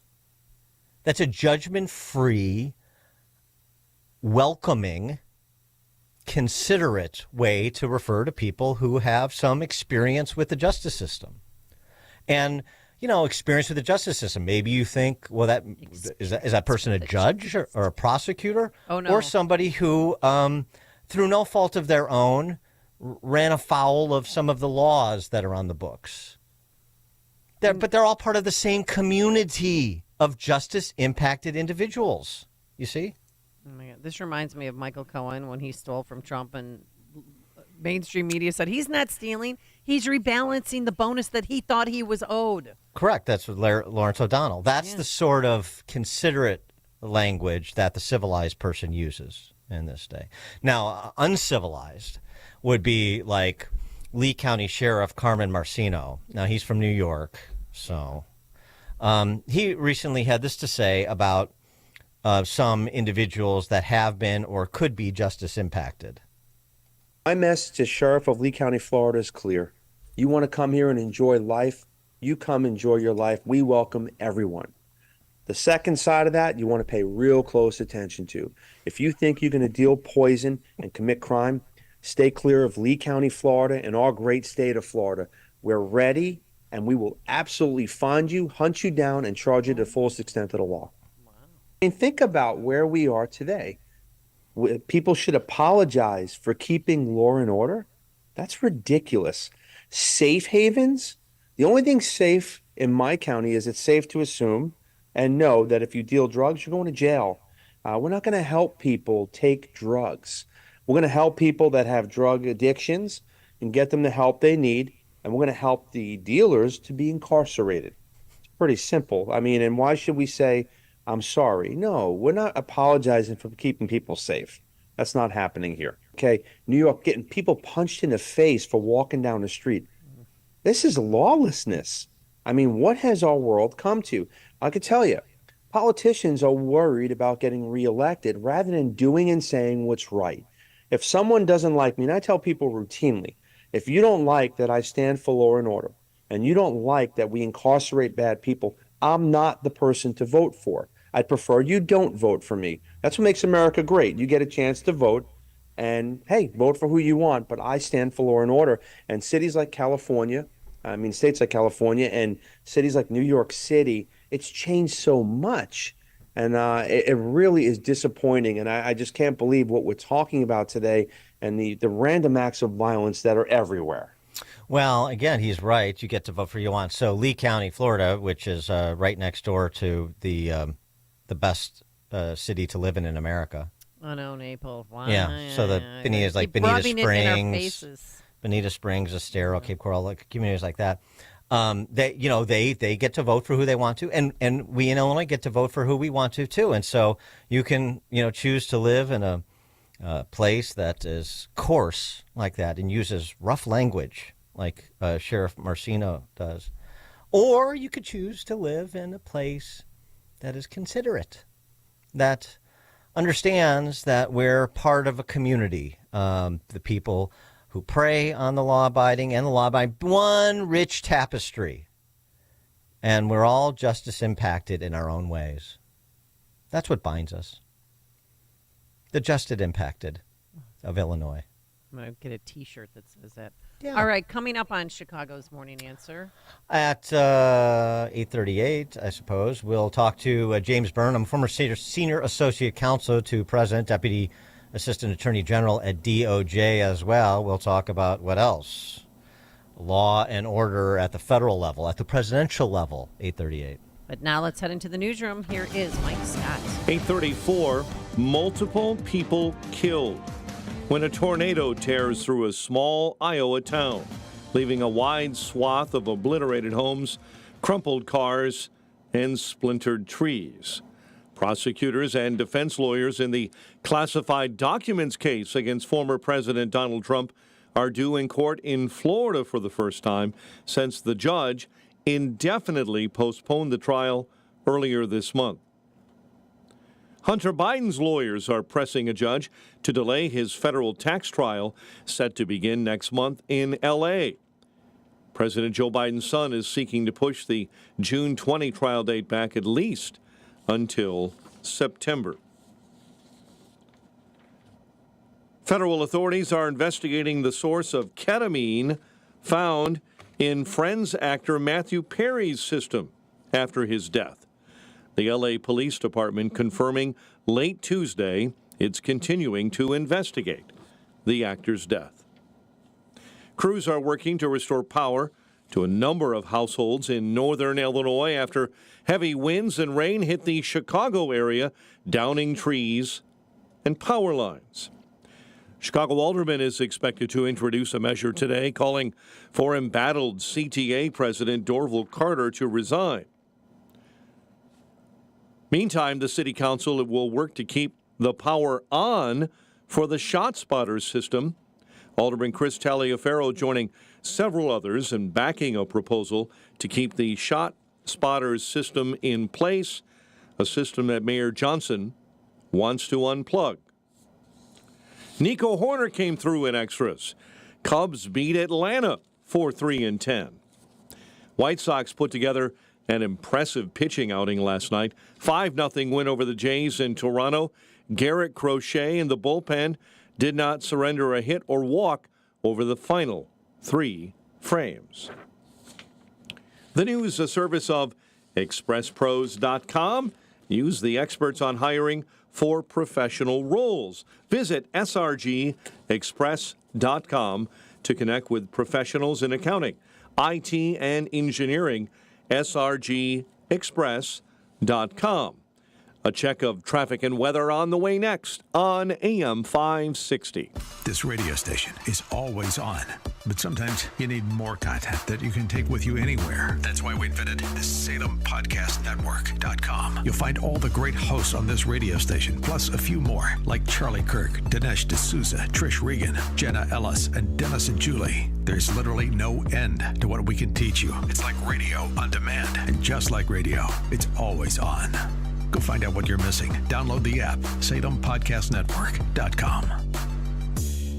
Admit it, this is the worst time of year to be suffering with joint pain. You can't enjoy outdoors like you used to. Hi, Amy Jacobson here, and if you're tired of achy joints, contact my friends at QC Kinetics before you agree to surgery, steroids, or medications. That's what tens of thousands of real-life patients around the country did, like Robert. Robert's a retired Marine and business owner. Robert had debilitating shoulder pain and couldn't take time away from work to have surgery. So he heard about QC Kinetics and how elite athletes were using these treatments for joint pain. Now Robert feels much better thanks to his treatments at QC Kinetics. And you know what? I'd love to talk about your success story next. So don't wait. Call QC Kinetics today. The consultation's free with Saturday appointments available. Call 312-809-5955. That's 312-809-5955. Again, 312-809-5955. Balance of Nature's fruits and veggies supplements, changing the world one life at a time. It is absolutely the best product we've ever used, no question. I would take it daily. You just woke up in the morning and felt great. Well, I'm in my 90s. I was so impressed with it that I bought all my children that. I have 4 children, and they all got a shipment of it. It's a great product. Yes, I love it. Start your journey with Balance of Nature supplements. Call 1-800-246-8751 or go to balanceofnature.com and sign up as a new preferred customer. And for a limited time, get 35% off your first order, plus $10 off any additional sets with free shipping and our money-back guarantee. Go to balanceofnature.com or call 1-800-246-8751 and get this special offer by using discount code Chicago. 8:39. Let's get an update on the roads. Team Hochberg Traffic Center time. Metro UP Northwest Line commuters, you've got irregular service right now because of a train with a mechanical issue. It will not operate past Pingree Road, and other trains will try to accommodate passengers inbound into Chicago. Elmhurst, police activity, Route 83, just north of St. Charles. It's actually right at the Portillo's restaurant there. It is slowing up northbound traffic on Route 83 as there is a barricaded subject in that restaurant. Delays on I-90 to begin your trip this morning. Seeing those delays on the Jane Addams eastbound between the Elgin Toll and Barrington Road. Chicago's Morning Answer with Dan and Amy continues next. It is a service of Quick Delivery Service. When you need reliable same-day delivery to clients, Quick Delivery will customize a logistics plan to pick it up and move it safely to its destination. Get a quote at quickdelivery.com. Breezy and cooler with times of clouds and sun in your forecast. High of 75. Currently, it is 61. Next news at 9. Chicago's Morning Answer continues next on AM 560. The Answer. Now, from the Signature Bank Studios. Only the biggest stories, only the biggest guests, and only the biggest opinions. This is AM 560. The Answer. Top of the morning, Dan and Amy. So the prosecution has rested. The defense has rested. Closing arguments Tuesday in the Trump business records trial. Which means they get a 4-day weekend and they could jump on social media, the jurors. They can talk to their family members. They can read the headlines as they freely walk around New York City. That star witness was something. I thought that Michael Cohen was going to have some credibility issues, coming in as a convicted perjurer and a disbarred attorney. And then you threw admitted embezzler onto the pile, too. I thought that was... does your star witness have any credibility problems? No, not at all. Should we believe him? No, of course. I mean, and there's one other thing, too, that we have on tape, which is he admitted that he's got a vendetta against Trump. Right. So I truly hope that this man ends up in prison. It won't bring back the year that I lost or the damage done to my family, but revenge is a dish best served cold. And you better believe I want this. Yeah, he's made millions on books about Trump. What's he biatching about? But here's Trump as he left court yesterday. The defense rested and he didn't testify. The White House is the person or the group, whatever. They're the one trying this case. You heard who was doing all the talking. Representative from the White House. Just recently. This is all about Biden can't campaign, so he's trying to injure his opponent. They're trying to hurt the opponent because they can't win it fair and square. It's lawfare. There are a lot of terms for it. It's a third world country way of campaigning. Such a disgrace. So sad to see what's happened to our country. Our country's going to hell under Biden. Yeah, it's sort of the staying on message. I get it. George Washington law professor Jonathan Turley, who has been covering the trial for Fox, has been in the courtroom. We've talked about some of his comments before. He offered this commentary with respect to Judge Merchan, who is central in this case for a lot of reasons, including the likelihood that he has a big decision before him in the offing, which is whether or not to issue a directed verdict that dismisses the charges against Trump. Take a listen to Turley. I believe that there are layers of reversible error in this case. And what is often the case is you see judges committing errors like this, and then they try to sort of do a Charlie Brown with the football motion, and at the last minute put in an instruction to clean it up. I don't think they can clean it up here. So what Merchan is suggesting is I'll instruct the jury on all of the references to campaign violations. I think that's coming really too late. This jury has been told over and over again, from opening argument to pecker to Michael Cohen, to the prosecutors. The judges allowed them to say there were election violations. I'm quite convinced that jury believes that there were election violations, even though none have occurred in this case with regard to Trump. Wow. Just to quote you, the trial is riddled reversible error. The judge has shown serious bias in his rulings. His rulings are often difficult to square with the rules of evidence. Costello is losing patience with the judge, as many of us were. That's not a glowing review from Turley, is it, Dana? It was Hemmer and Dana Perino, of course, commenting on Turley's observations. Rather comprehensive indictment. Merchan's performance almost mirrors Cohn in a certain respect. For more on this trial and the pending outcome and other presidential legal matters, please be joined by James Burnham, former senior associate counsel to the president, deputy assistant attorney general at DOJ, and counselor to the attorney general. He is now the principal at King Street Legal. James Burnham, thanks for joining us. Appreciate it. Yeah, thanks, Dan. Thanks for having me. So what did you think of Turley's summation, and do you have any intuition on the outcome in this case? So look, I have not followed it as closely as Jonathan has, but my sense is that, Justice Merchan, they call the judge's justice in New York at the trial court level, is obviously not on the president's side, and I don't see him doing any favors. And I would like to see a hung jury or an acquittal, because I think this case is ridiculous, but it is very difficult to get that when the judge is openly hostile to you, and that's before you get to the sort of difficult jury pool you have in New York City. So it's just hard to say. But the president has an uphill battle, of course.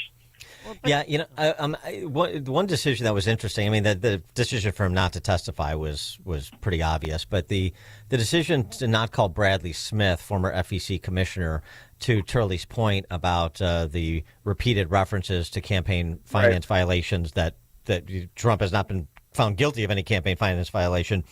But Bradley Smith was on their witness list, but the judge put some constraints on as to what he could testify to, and the defense chose not to call him. How did you interpret that? Yeah, I mean, I think that they concluded quite reasonably that if Justice Merchan was not going to let him talk about anything relevant to the guilt or innocence of the president, that it wasn't really worth calling him, to have him just sort of, read the federal campaign law out loud or whatever it was that the justice was going to let him do. I mean, it is by far, there's many things about this case that are bizarre and unprecedented, but the attempt to convict the president indirectly of a very theory of federal campaign finance law is perhaps the strangest part. And so I have no idea what the New York appellate courts are going to think of that if the president is convicted, but it's deeply, deeply troubling. I mean, it's very hard to imagine the Justice Department filing charges against somebody on that same theory under federal campaign finance law. Indeed, they haven't. Indeed, they did not. And yet now you've got Alvin Bragg trying to backdoor it in through a records case. I mean, it's just a completely bizarre maneuver. And that's before you get to the fact that it's the first ever prosecution of a former president. Itself a terrible thing to do. Go ahead, please. Yeah, no, I think it's hard for the average news consumer to wrap their heads around this case, because I think that some think that this is about a sex case that happened 20 years ago when there was not a Me Too moment. But what is the charge? What is the crime? Yeah, that's a very good question. So as I understand it, the allegation is that in internal books and records at the Trump Organization, books that nobody else was ever going to see, they booked money that was intended to compensate Stormy Daniels for the NDA as legal fees to Michael Cohen. Okay, so that's the false entry, supposedly, and that it's a felony because it was in furtherance of a campaign violation, which was using personal funds or corporate funds or Michael Cohen's funds to do a campaign expense, when the federal campaign laws say you can only contribute whatever it is, $2,600 or whatever it is per person. Among the many insane implications of this theory are that the president would have had to use campaign donations to pay Stormy Daniels the money for the NDA because it was a campaign expense.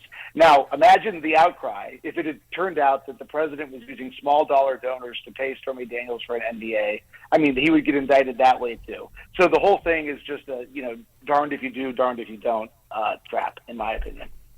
I wanted to get your reaction to the news out yesterday with respect to court filings in the classified doc case and the filings, including the FBI documents related to authorizing the raid and all the logistics and contingencies associated with that, and of course the headline being that federal law enforcement officials had the right to use deadly force as necessary, and then there's this limiting, all these limiting language in terms of the use of force, and this is being received by some as, oh my gosh, they were willing to use deadly force against the president of the United States and his family, and so on and so forth. And I had a different read on it. I know the FBI said basically this was standard operating procedure, but some people are suggesting it could have been a blue-on-blue conflict because FBI and Secret Service and who has jurisdiction and so forth. But, I mean, did you see anything that, with respect to this specifically, that would not be consistent with DOJ and FBI protocols in such an instance as a raid? No, Dan, I think I have the same reaction you do. I mean, there's some, there's some mid-level administrator at the FBI probably who puts these papers together for every raid, and I would be very surprised if that is not a standard, part of every warrant or every, SOP for the raid, because of course, right, if they're going to send people in, they have to have protocols in place in case there's a confrontation. I suspect nobody thought about this at all, and everyone is scrambling now to try to reassure the public that this was not some extraordinary step they took in this case, but sort of a standard thing, which is not to say the raid was appropriate. No, right, different, right. But I don't think, I think this does not strike me as a real issue, the deadly force thing. Mm-hmm. Okay. All right. I just want to make sure I was on the right page there, because people that other conservatives are out there trying to whip up frenzy, and it didn't seem to me that it's probably warranted in this case. I wanted to get also to your views as expressed in an op-ed you did on the Wall Street Journal about Biden's claim to executive privilege over an audio recording of the interview he did with special counsel Robert Hur, and which Merrick Garland is facing censure over for not releasing. Mm-hmm. Yeah, I mean, it's an interesting issue. So many people think, to the extent that people have the mental energy to even track this with all the other things going on, that the president asserted privilege over the tapes because the interview was with him. But that's not actually what he's saying. What he's saying is, so first of all, he asserted privilege over the tape of his interview and also his ghostwriter's interview, so a private citizen.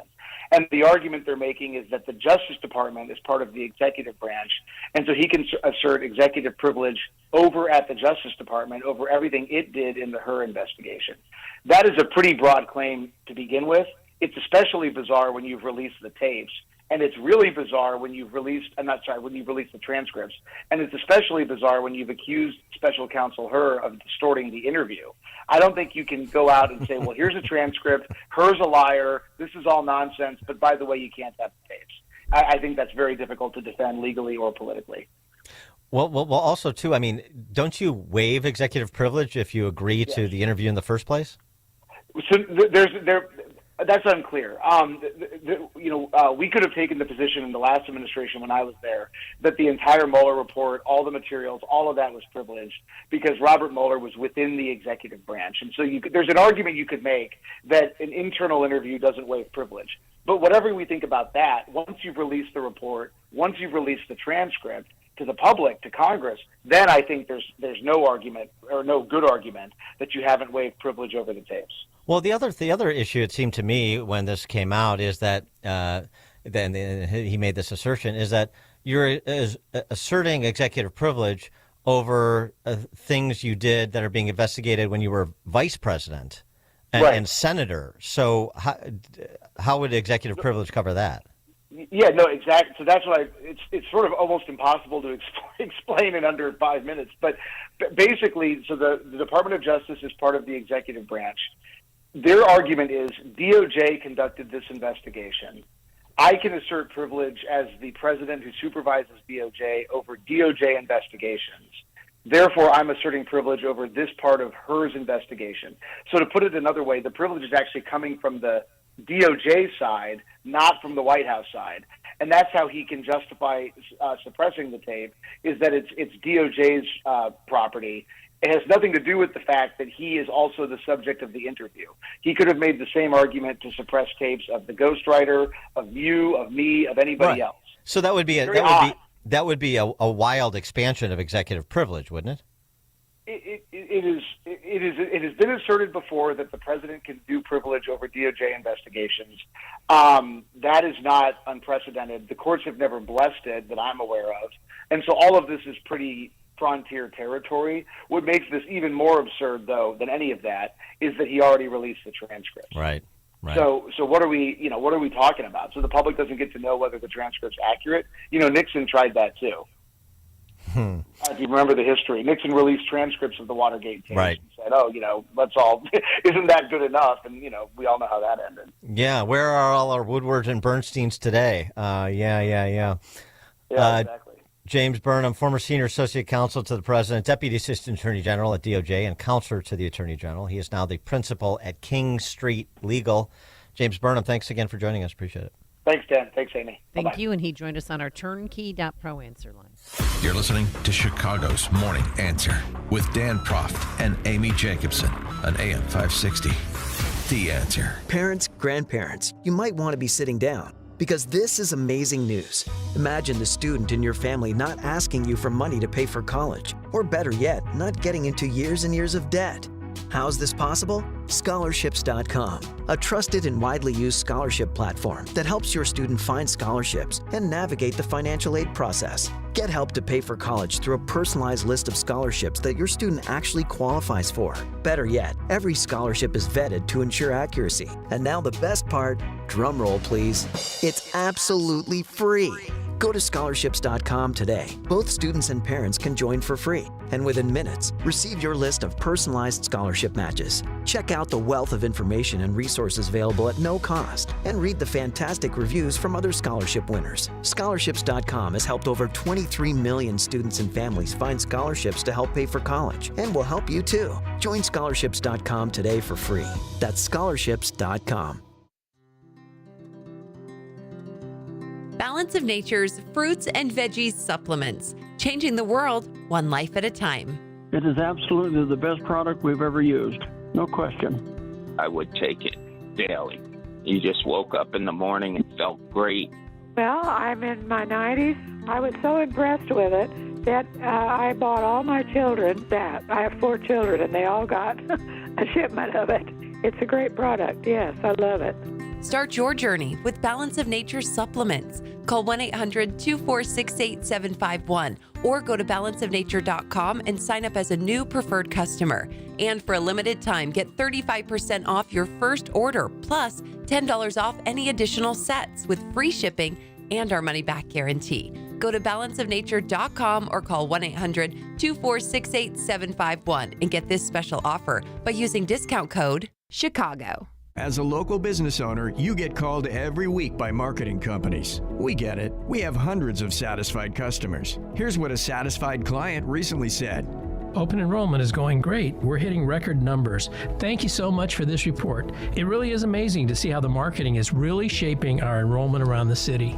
If you're a local business and ready for the next step, visit surroundchicago.com right now. Our experts are ready to help you take your marketing to the next level. Visit surroundchicago.com today. Oh, the signs of spring are upon us. Birds are singing, crocuses are popping up, and your concrete is sinking. Permaseal can help with that. I'm Roy Spencer with Permaseal. As you start your spring cleaning, you'll likely see some cracked or sunken concrete, a sidewalk, stoop, driveway, or your patio. These problems will only get worse with time, but there is an easy solution. Our poly-level system can raise and level concrete quickly and effectively, putting an end to eyesores and dangerous trip hazards. Call today for a free estimate, 800-421-SEAL. Polylevel is the quickest, least expensive, and most durable system to repair your sunken concrete problems. Don't live with a problem that will only get worse. Permaseal has been making Chicagoland and Northwest Indiana homes healthier and more valuable for over 45 years. Call today to receive 10% off or up to 18 months no-interest financing. Don't replace it, raise it. Call 800-421-7325 or visit permaseal.net. AM 560, The Answer. Where did the time go? When are you coming back here? I got to go, hop on the AM 560 corporate jet right now. All right. He'll be in studio tomorrow, folks. Thanks to Justin Kosick and Quinn McCarthy. Couldn't do this Zoo Crew every morning without them. But now let's head into the newsroom. Here is Mike Scott. Storms still causing power outages in the Chicago area and northern Illinois. A man shot on a CTA train on the south side. A state bill eliminating the sub-minimum wage for tip workers